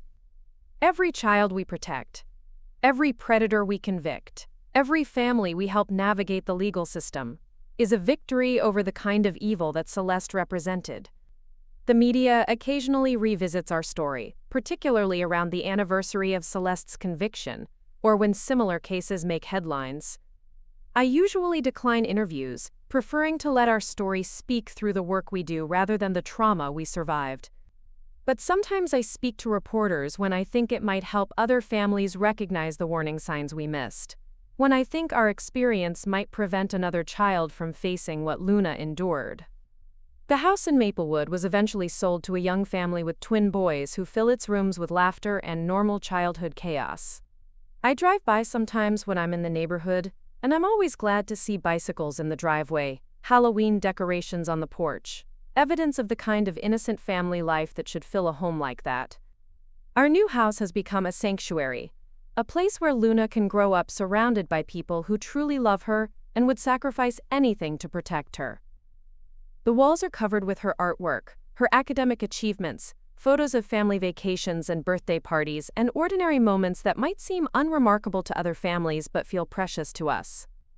Sometimes I wonder what would have happened if Luna hadn't survived that night, if Celeste's plan had succeeded. The grief would have destroyed Dad, I'm certain of that. I would have spent my life wondering if I could have prevented it, if I should have recognized the signs earlier, if my sister's death was somehow my fault. But that's not the story we're living. Luna did survive. Justice was served. Our family was tested by unimaginable betrayal and emerged stronger, more compassionate, more aware of how precious the bonds between people can be when they're built on genuine love rather than calculation and deceit. The woman who tried to destroy us is gone, but the love she sought to eliminate has only grown stronger. Luna is alive and thriving, surrounded by people who would move mountains to protect her. Dad has found happiness again with someone who cherishes rather than threatens his children. I've found purpose in protecting other families from the kind of predator who wore our stepmother's face. We survived, we healed. We found meaning in our survival that goes beyond ourselves. And every day that Luna wakes up safe in her bed, every laugh that echoes through our house, every ordinary moment of family life that others might take for granted, is a victory over the darkness that tried to claim us. The evil that came into our lives wearing the mask of love taught us the difference between genuine care and calculated performance. It showed us how precious real family bonds truly are, how worthy they are of protection and sacrifice. Most importantly, it proved that love, real love, is stronger than the hatred that seeks to destroy it. Luna is safe. Justice was served. Our family survived, and in surviving, we've learned to treasure the simple, miraculous fact of being together. That might be the greatest victory of all. Up next, you've got 2 more standout stories right on your screen. If this one hit the mark, you won't want to pass these up. Just click and check them out.